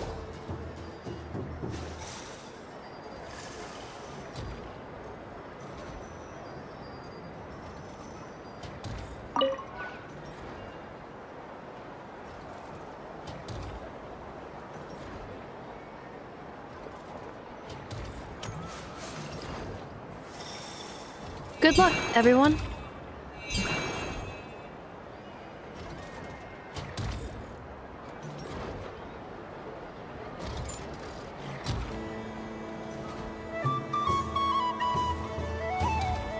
Let me pick a good one. What's it gonna be? You're looking very pleased with yourself there. What happened to being a huge Grumposaurus? I won. Duh.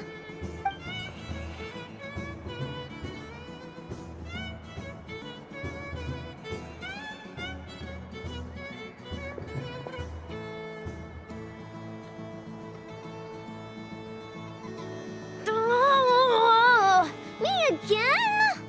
Don't fidget too much, Ino, or the sticker's going to fall off. I don't care. If it falls off, it falls off. If a pair of Kuhengi get discarded, why not a pair of stickers? Huh? Huh?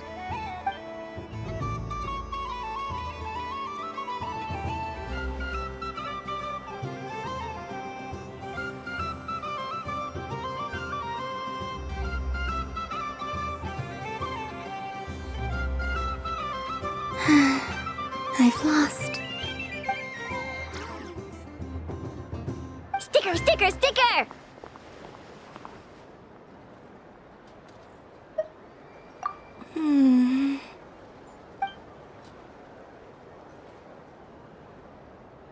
Cute!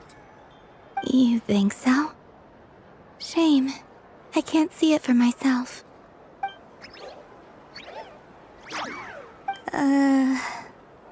What did Luanatar say? She said it looks so cute that she wants me to lose a few more rounds.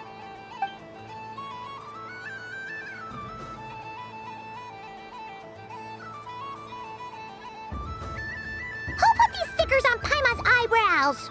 Ugh, she can barely see. All right, now, I think we got enough evidence to prove that there's a serious problem here. Yes, I agree as well. The culprit is... Inefa! Culprit? What did I do? Quit acting dumb, Inefa! You're not wriggling your way out of this one. I've been watching you. Not only did you remember whose side Luanatar started at, but every time someone drew a Kuhenki, you were logging it and calculating every last possibility. Which Kuhenki pairs were gone, who had what color Kuhenki in their hand, even our facial expressions. You were keeping track of it the entire time. Exactly! What Ino said!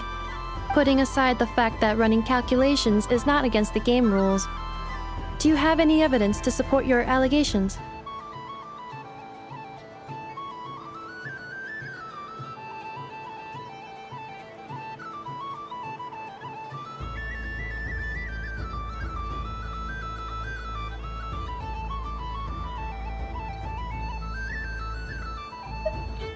But that's not against the rules either.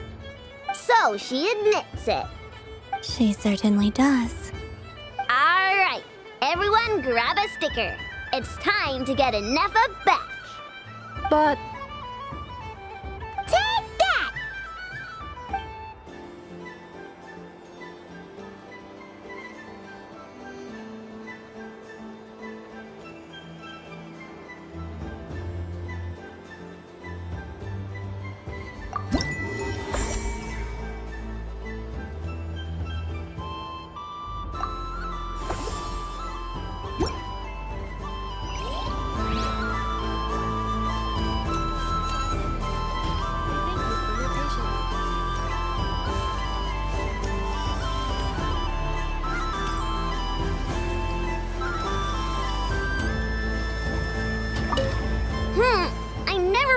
games with you ever again, Enougha.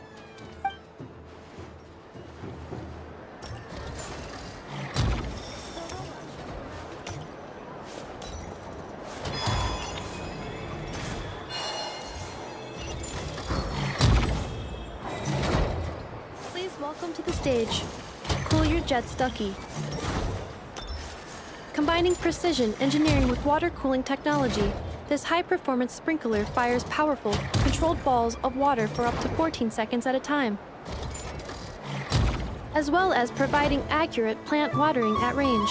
It can also be used to clean those tough-to-reach areas of the house that Aino cannot get to, no matter how high she jumps. Show us what you can do, Cool Your Jets Ducky. Now that's what I call true power. What a demonstration.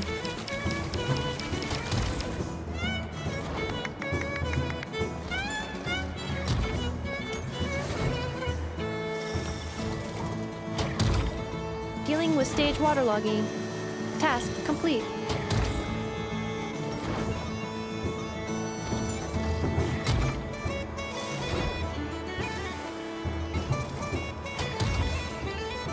Ding dong. The next robot show will start in 5 minutes. We thank you for your patience.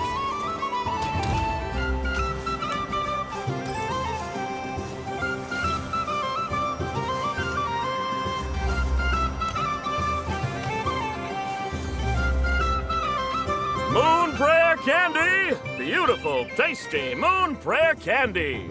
Buy a whole box, share it with your friends and family! Candy? To share? I wonder what flavors everyone would like.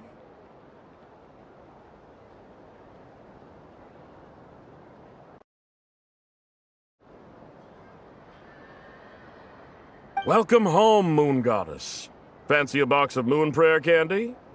Sure. I knew you would. Now, what flavor would you like? I'm not sure. What flavors do you have? Is this for yourself or as a gift? A gift for my friends. Ah, I see. In that case, I'd recommend apple, lockaberry, or midsummerberry. Those are the most popular. Do you have nocturnal blossom flavor? Huh. I've seen couples give those as gifts before, but I did not know they were edible. No? Okay then. Moonfall silver? You did say this was for friends, right?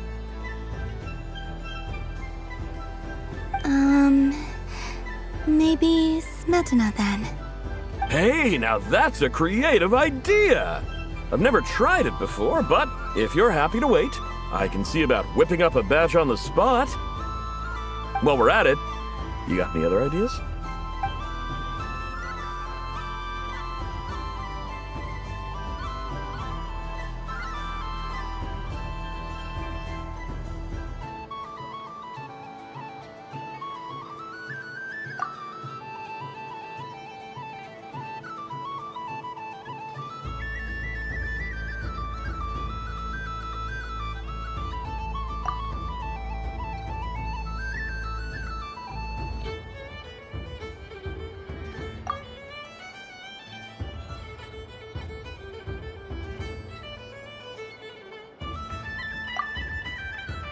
Here you go.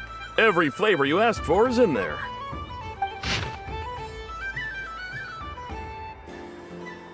Thank you.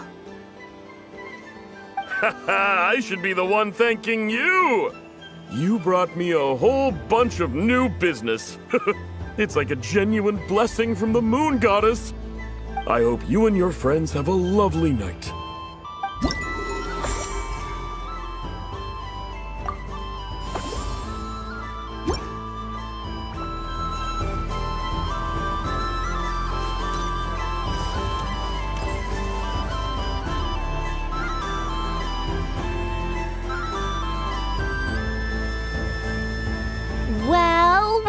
Look who it is.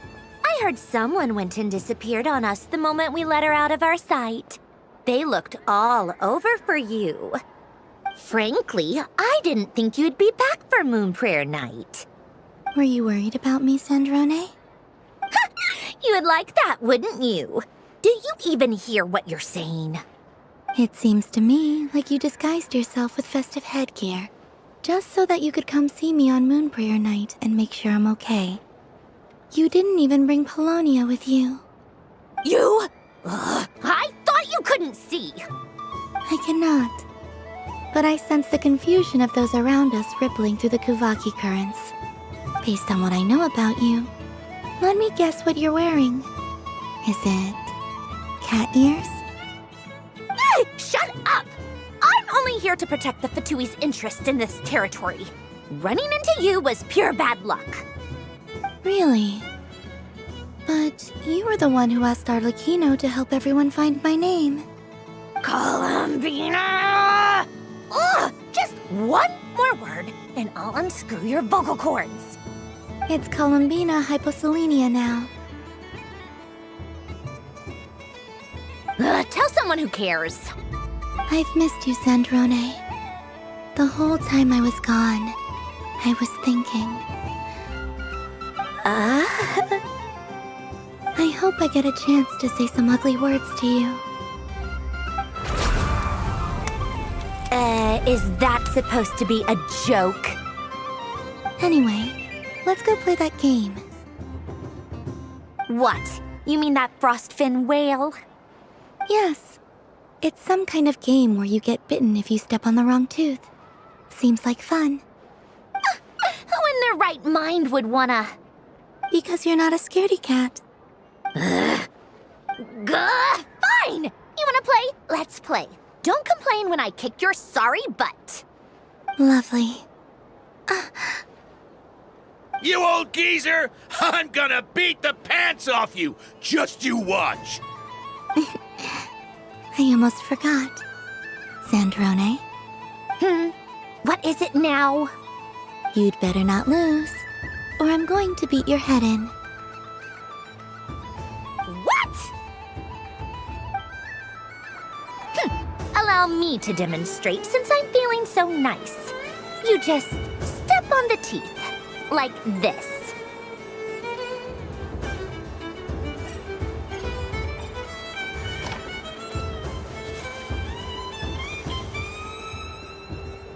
Which should I pick?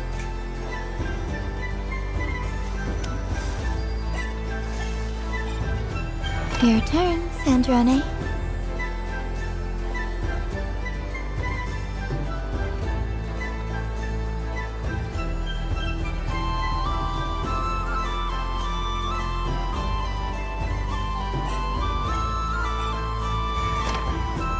Don't come crying to me if you get bitten.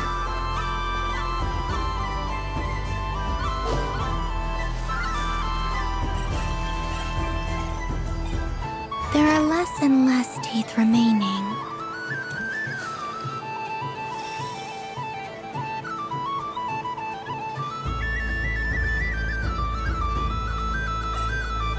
Huh? What's that noise?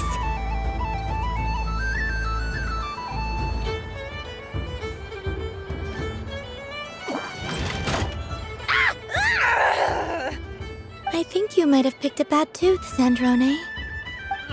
Shut it! Do you need any help?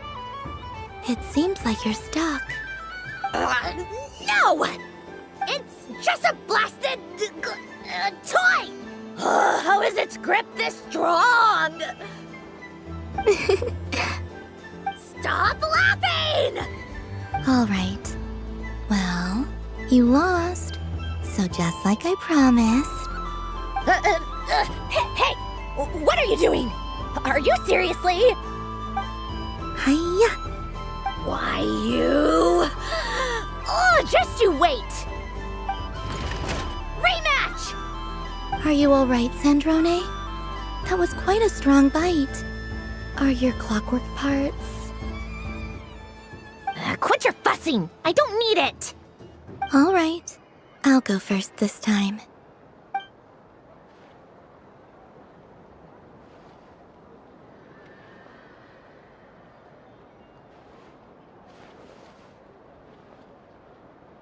I see it now. She can sense which teeth are rigged. So I just need to avoid the same ones that she does.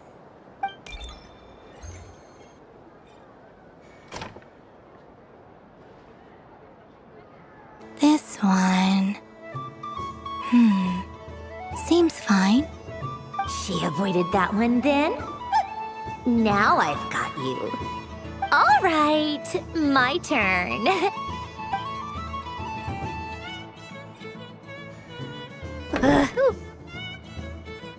What? Looks like you lost again, Sandrone. Wait! There's more than one bad tooth! Bonk.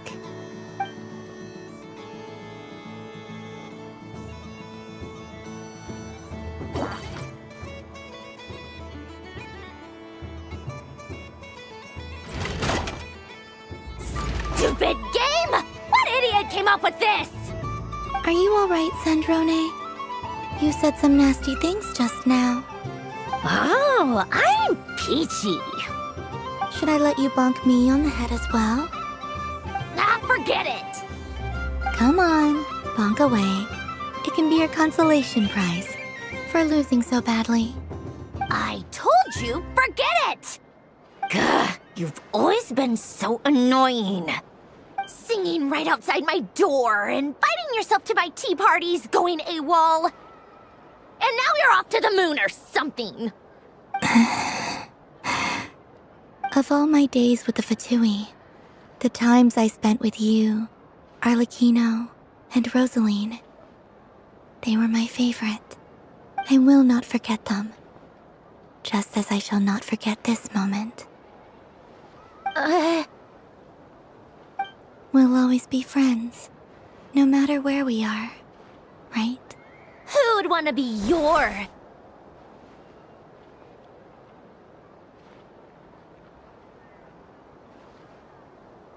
I'll miss you, Sandrone.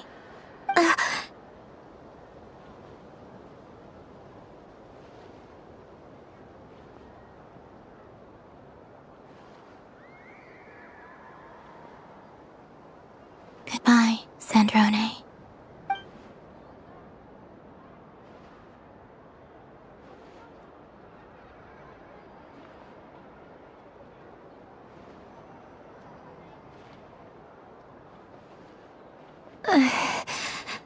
I'll miss you too, Columbina.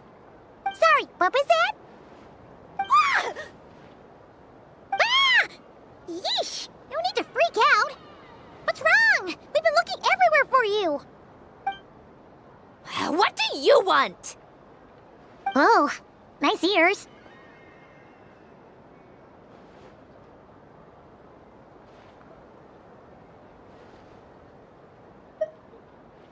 What do you want? This. Huh? It's your turn to draw something. You're one of her friends too, aren't you?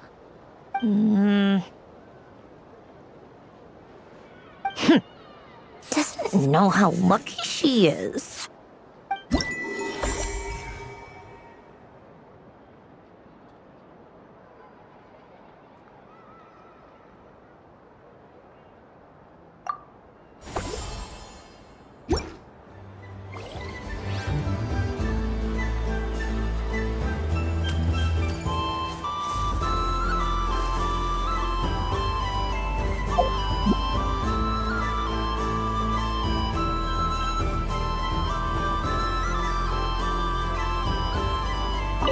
What's there to see on that moon anyway?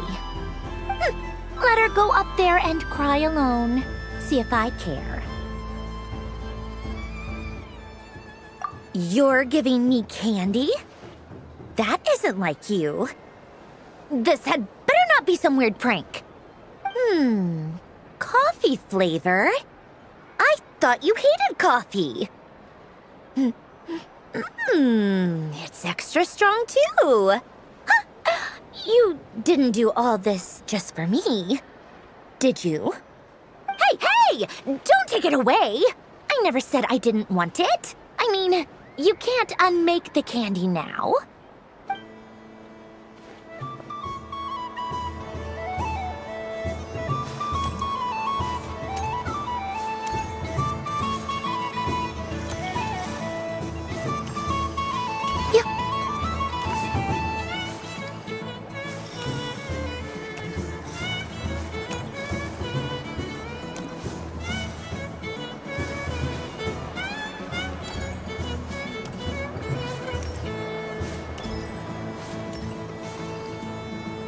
Sunny days!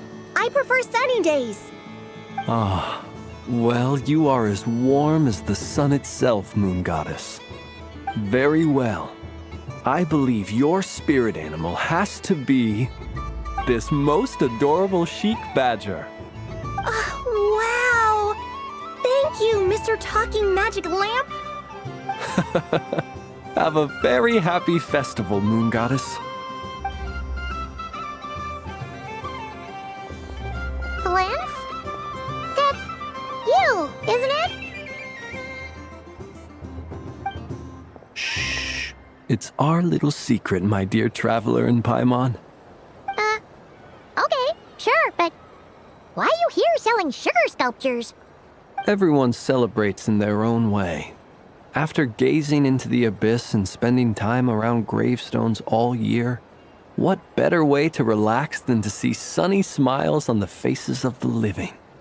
Besides that, I like to think of myself as a fair judge of character. I dare say matching personalities to confection suits me rather well. That's not what Paimon was talking about. Aren't you afraid that your true identity might be exposed? Should I be? There is all manner of magic in the air this moon prayer night, thanks to the work of the great mages. I see Miss Columbina is hiding in plain sight. Why should I not do the same? Why miss this rare opportunity to enjoy a special evening in my true form? Fair enough. You got a point there. People who don't know you will probably think you're just a talking lantern. Well, now that we see eye to eye, what brings you here? Not a search for your spirit animal, I presume? Ah, well, actually... Here, see for yourself. Oh, this is... How wonderful. A beautiful idea. Yeah, we just met Barca, and he said that having everyone draw their own section was kind of boring. So, he did your bit for you. Ah, Varka. Ever the maverick. I see his artistic skills are truly one of a kind. In that case, I shall paint something on Mr. Albedo's behalf in a short while. What? Why not now? Ahem. Welcome home, Moon Goddess. Whew, that was close. Hello, Flins. She recognized you right away! What keen eyes you have, Miss Columbina. Especially considering they are shut. I did not see you. Rather, I sensed you. I can sense the fluctuations in Kuvaki all around me. One would expect no less of the Moon Goddess. Might I interest you in some candy? Yes, please. Excellent. I shall make some for you right away. Something the matter, Miss Columbina? What about my spirit animal? All the other children carrying sugar sculptures are talking about it. Wait, is she taking the test seriously? Ah, my apologies. How could I neglect that? You are quite right, Miss Columbina. Every one of us has a magical creature living in their heart. Would you permit me to help you find yours? Yes, please. Do you prefer the day or the night? Night. Which of the 4 seasons is your favorite? Winter. Think of a perfect day. What is the weather like? Sunny, rainy, or perhaps cloudy? Rainy in the morning, sunny at night.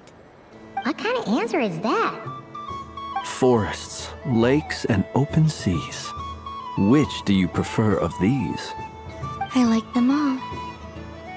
Imagine you opened your very own shop. What would you sell there? Moonlight, I think. Wow! Paimon would totally shop there. It wouldn't cost anything. You'd just need to visit. Aha! I believe I know what your spirit animal is. Here, for you. Oh, it's a Kohenki! Indeed. A free-spirited being with a deep love for all things here in Nodcry, who selflessly lends her aid to as many people as she can reach. It is the perfect fit for you, Miss Columbina. Thank you.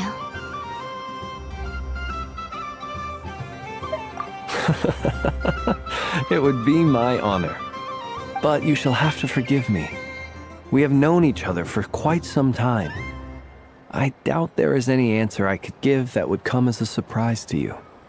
So instead, would you accept this sugar sculpture as a token of our friendship? It's a lantern. Hey, why don't you two go enjoy your candy over there? Paimon wants to try out this spirit animal thing too. Right, Blintz? Come on, play ball. I get this drawing done. But I want to hear Paimon's answers. But it'll probably take ages. Paimon's a complex soul. And we don't want your candy to melt while you wait, huh? Oh. Okay then.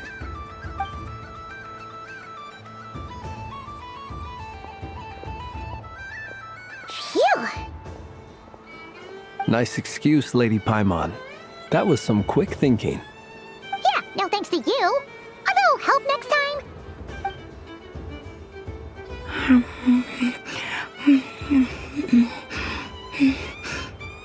It's sweet. Is that Lockaberry? I wonder what flavor the traveler got. This way, this way! It's the candy-selling lantern! I'm coming! Of course. Traveler, maybe we can share? Yes. I found out recently that people share their food sometimes, so I'd like to try it. Or is that a no?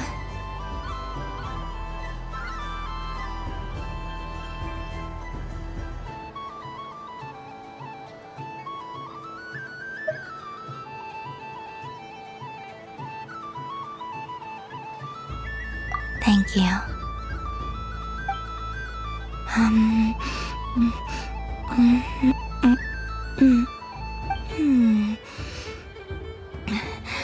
Yours is a little more sour than mine. Here, you try it.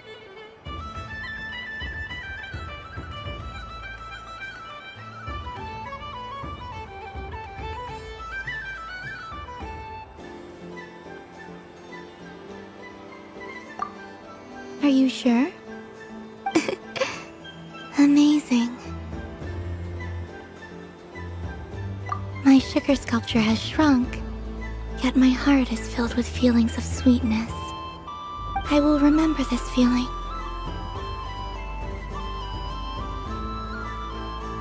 Sure.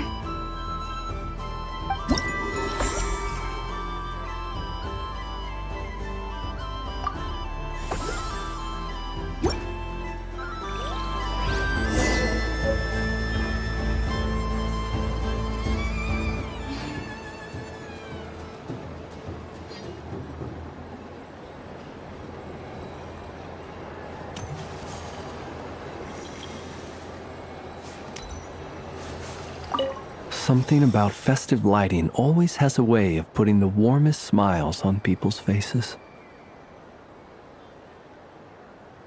This is most thoughtful of you, Miss Columbina. Kindness exudes from your heart like benevolent moonlight. Forgive me, but I shall have to enjoy this gift a little later. I hope that the flavor I chose is not the only one of its kind. If others were denied the chance to sample such kindness as you have shown to me, it would be a great pity indeed.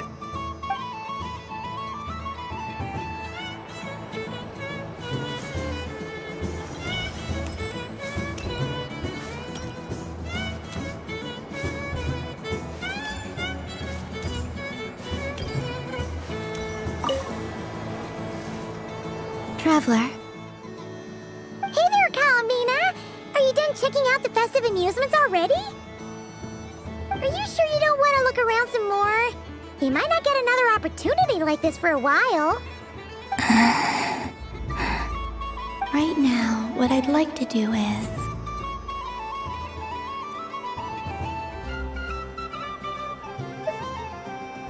Thank you. But I think I've had enough fun for one night. I've made plenty of precious memories. Really? You sure you don't want to have a little more fun out there? Final answer! Yes, I am sure.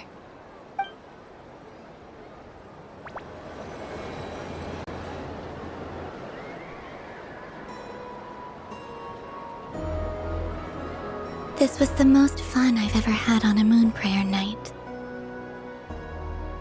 Everywhere I went, people were saying, "Welcome home," and there were friends at every turn.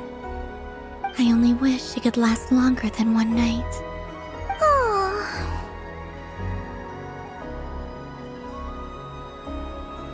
Yes, you're right. The moon prayer blossoms. Ooh, look! Look! Moon prayer night has come.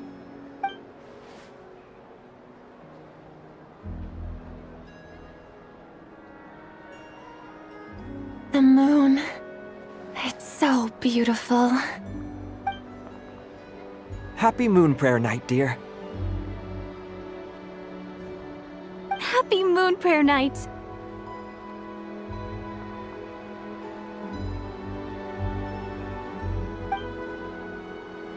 Happy Moon Prayer Night.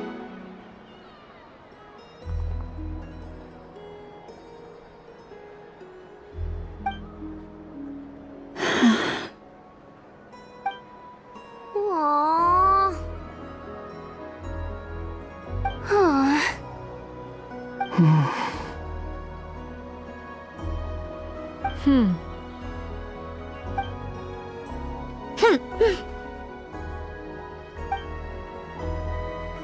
Time flies when you're having fun.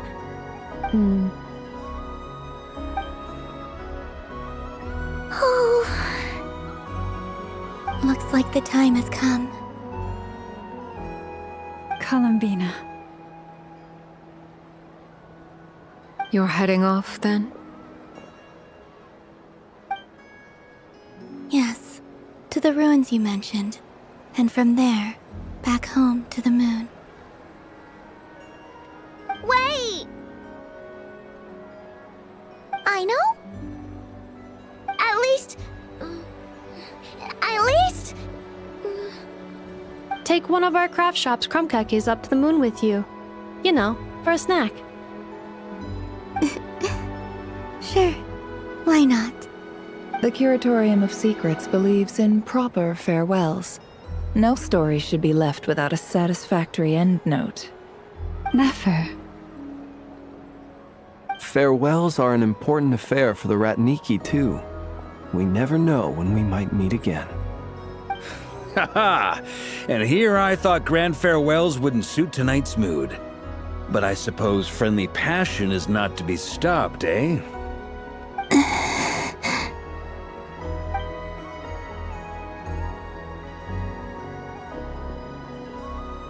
We made a little something for you, Columbina. Ta-da! What is it? A Moon Prayer Night greeting card with drawings by all of your friends. You did mention that you'd like a portrait done, so I took the liberty of creating one for you.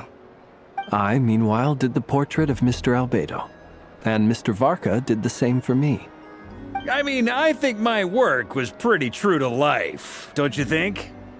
The picture of Ashru was my doing. The two of you seem to get along rather well. Wait, was I the only one who did a full-body picture? That's so embarrassing. I did pictures of me and Anefa. I did my own portrait and one for Hat Guy. Plus, there's the two mages, Arlo and Cendrone. So, if you ever miss us, just flip the card open and we'll all be right there with you. I don't know what to say. Thank you so much, everyone. This whole moon prayer night was more than I could have ever asked for. It is the greatest gift I have ever received. Lauma, I figured it out. Figured what out? Remember how the Frost Moon Scions used to use milk as invisible ink to write hidden messages? That was a very long time ago. Oh, are you saying? Yes. When I miss you all, I shall use moonlight in the same way, to write words that only you can see upon the moon itself. Wow, that sounds lovely. Quite. But how will we see them? Simply open your windows on nights when the moon shines bright, and the moonlight will naturally flow towards the words I have written. That sounds most fitting indeed. Very true to form. I'll try to write them in places that won't disturb your sleep. I, for one, would sleep all the better for having read one of your messages before settling down for the night. Exactly. So don't worry about disturbing anyone's sleep. Just promise you'll write to let us know you're okay, alright? Alright. I promise.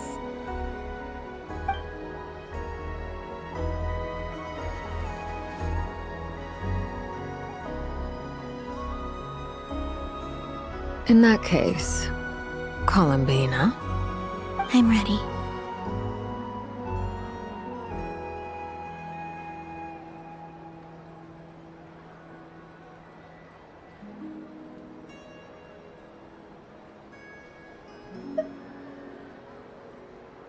Very well. Let's go.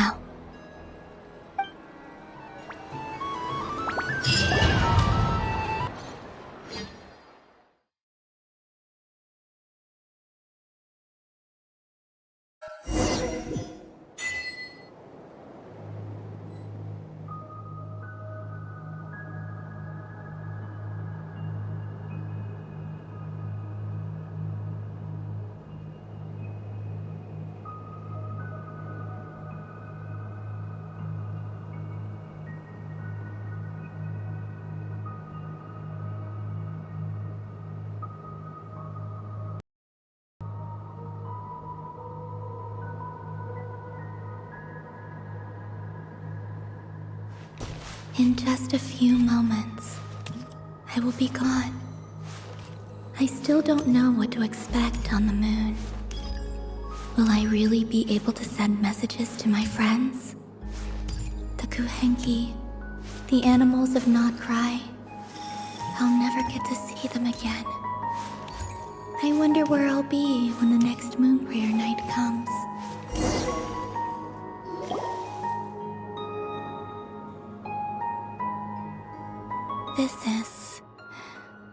This is where the people of Hyperborea used to communicate with the moons.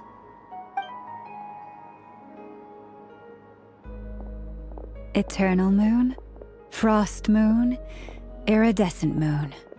When the power of all three converge, the gate to the moons shall open. Moon marrow preparations are complete. Only the final step remains. I'm sure Nasha Town is livelier than ever at this moment. Yeah, it's a shame you couldn't be there for it, but it's now or never, right? It's fine. I'm more than happy with this. My last piece of luggage. My only piece of luggage.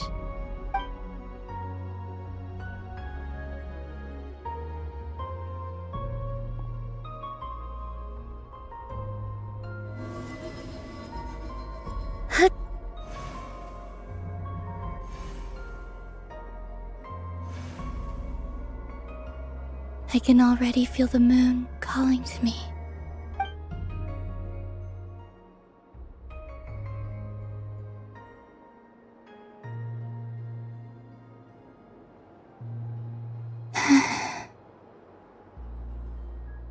Your home lies on the far side of this light, Columbina. From now on, we will at last have a reason to pray to the true moon. Columbina. Yes? I'm listening. Be sure to come back and see us when you get the chance.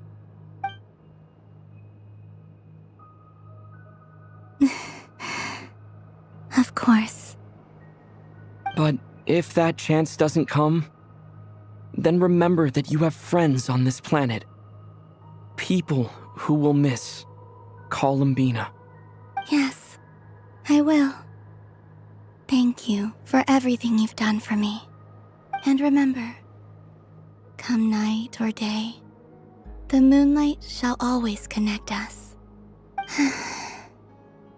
Well then, farewell, my friends.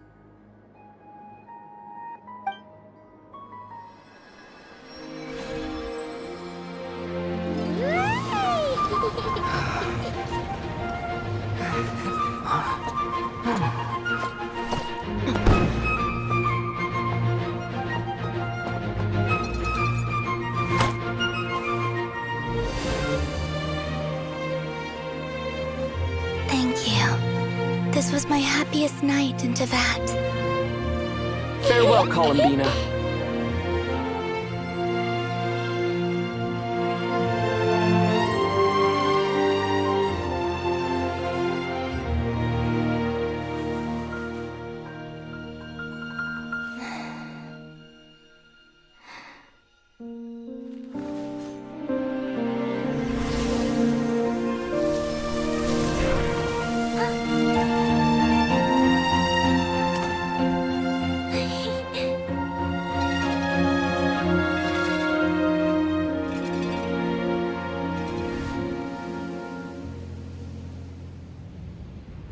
The moon really is closer than ever tonight.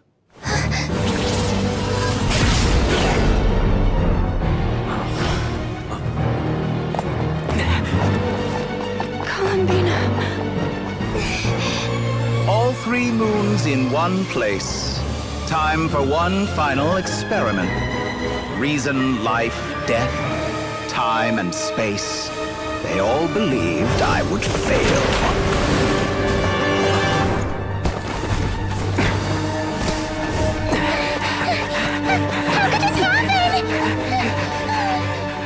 But Teyvat's primordial power never did belong to the throne of heaven.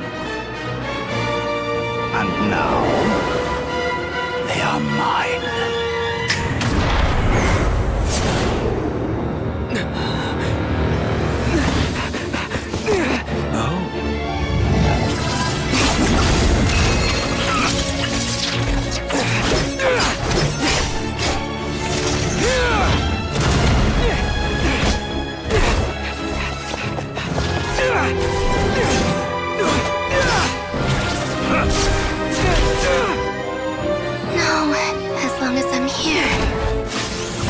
Is free to wield the 3 moons' power.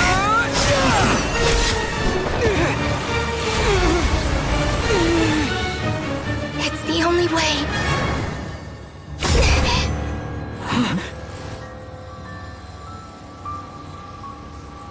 I guess I won't be going home today. Columbina! No!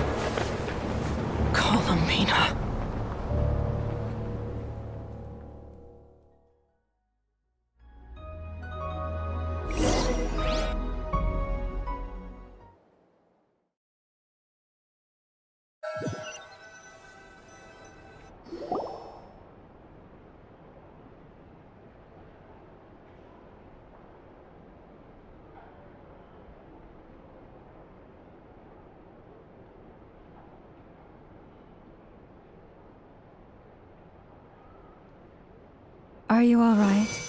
Do your wounds still hurt?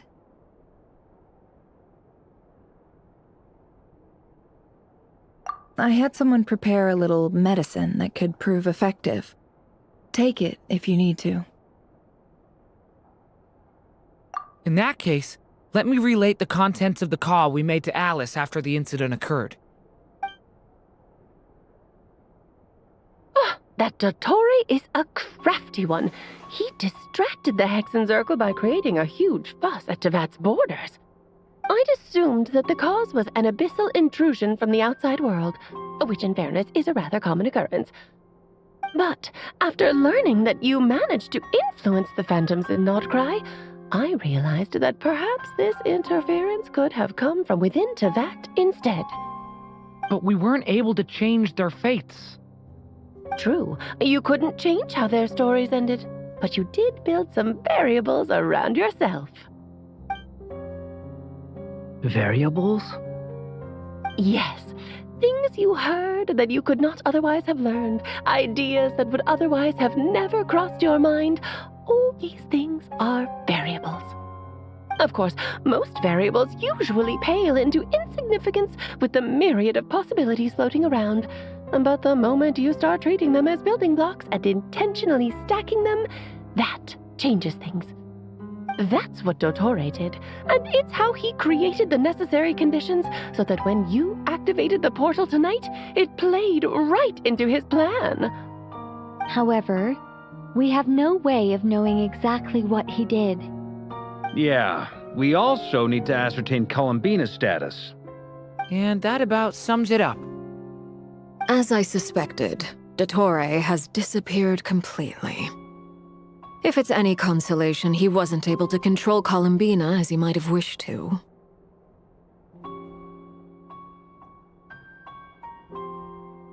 Oh no!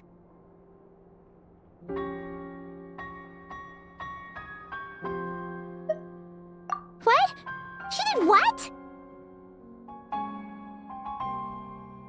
All we saw was Dottore appeared and used some kind of power.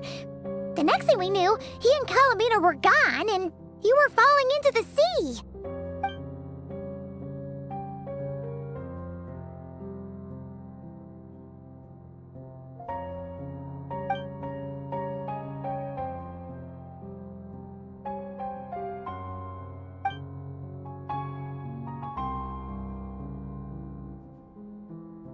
So, Columbina intentionally opened the Moon Gate and escaped into the same mysterious world as Rerir and Thelindis. Sounds like bad news.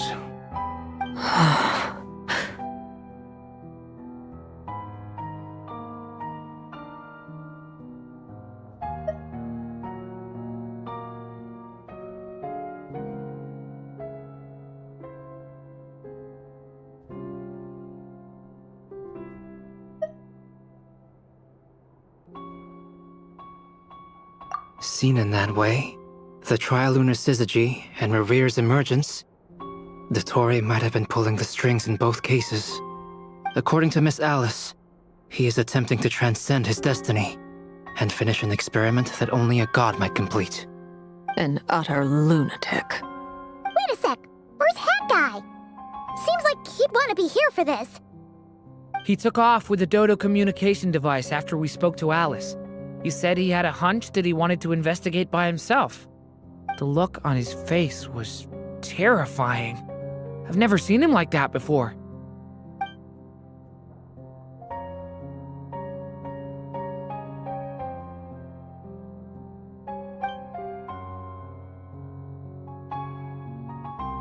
I'm back. Hat Guy! I went to look for the Hyperborean phantoms again.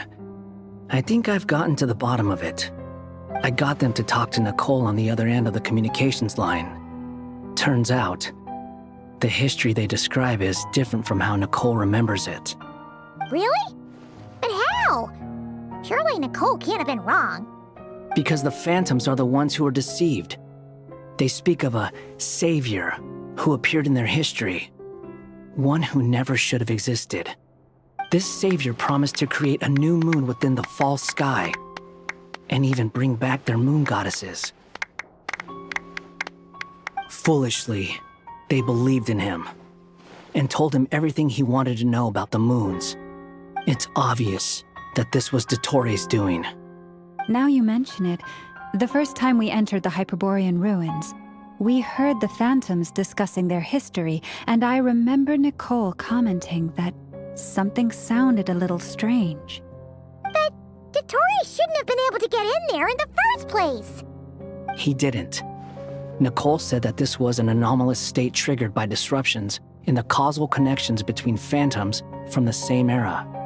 The variables that Dottori put in place were substantial enough that they even affected phantoms that he never met.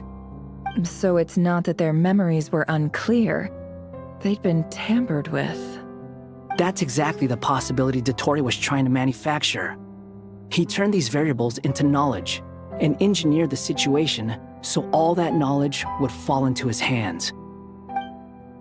Then, he harnessed that knowledge on Moon Prayer Night to truly create a false moon. How is that even possible?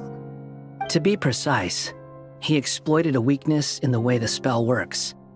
The spell senses Kuvaki to detect the moon's location.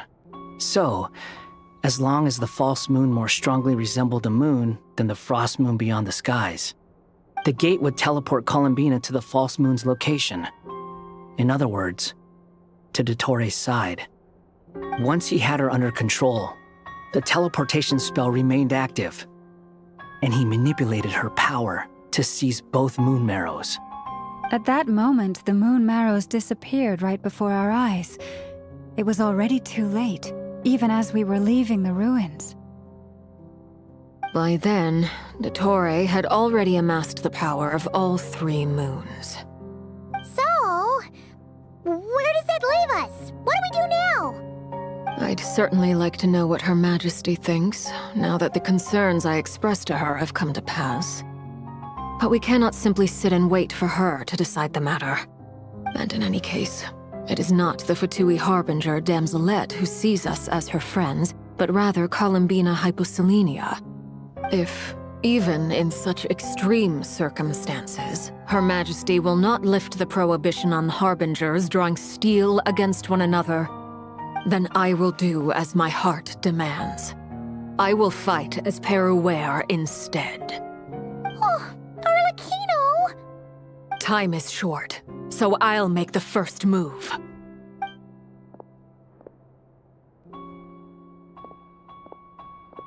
Whew. Even Arlecchino seems to be losing her cool now.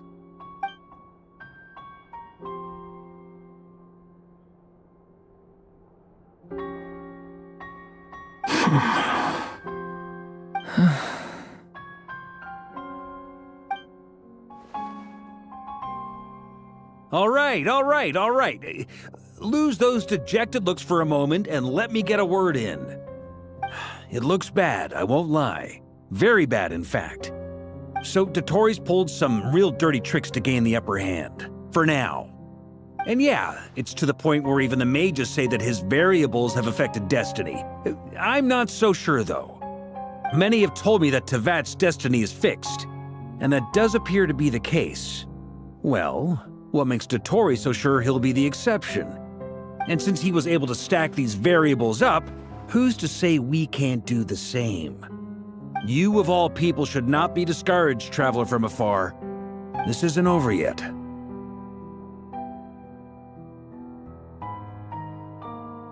And you're not alone in that. Everyone here does, whether they've spoken thus far or not. But none of us are the type to sit back and wait for the sun to shine again. That's exactly how a knight should roll. If they knock you down, you get back up and get back in it. Don't forget, Honorary Knight, you're a legitimate member of Mondstadt too. Mark is right. This is far from over. Dottori's already way overdue a butt-kicking given his past shenanigans. And after this, he's earned himself a double dose. That's what I'm talking about. How's everyone else feeling? I'll use Kuvaki to investigate Columbina's whereabouts. I am not ready to give up either. Leave the intel gathering to me. Whatever happens within Nodcry's borders, when the Curatorium of Secrets wants to be in the know, we always find a way. Aino and I will do all we can to support you. We will attempt to reverse engineer Dotori's actions and seek a breakthrough that way. Alice and Nicole are busy dealing with an emergency at Teyvat's borders, so they can't return just yet. But they're both very angry about this. They've asked Albedo and me to act on the Hexen Circle's behalf and do everything in our power to fight back against Dotori. Are you ready then? We're going to have to conduct a lot of research, even in the early stages. I'll do my best. As for me, I'm pretty familiar with Dotori's way of doing things, so I can try to predict his next move. I'll help with your investigation. Nice! Looks like we have our basic division of labor. I'll get in touch with Flints and Itlua, get them to have a chat with their Starshiner. It couldn't hurt to bring the Lightkeepers on board as well. At the same time, I'll pass on instructions to the Knights present in Nodcry to assist the Lightkeepers and other organizations in ensuring the safety of those living here.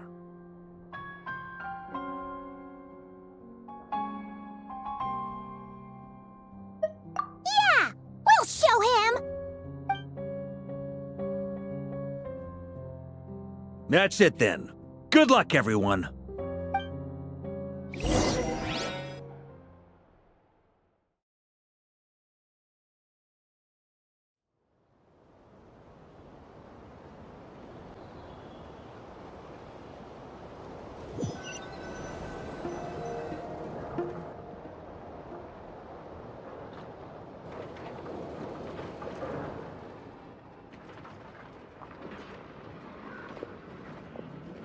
I never thought that Columbina would become my real name. It went from being a Fatui code name to something my friends call me. And remember, come night or day, the moonlight shall always connect us.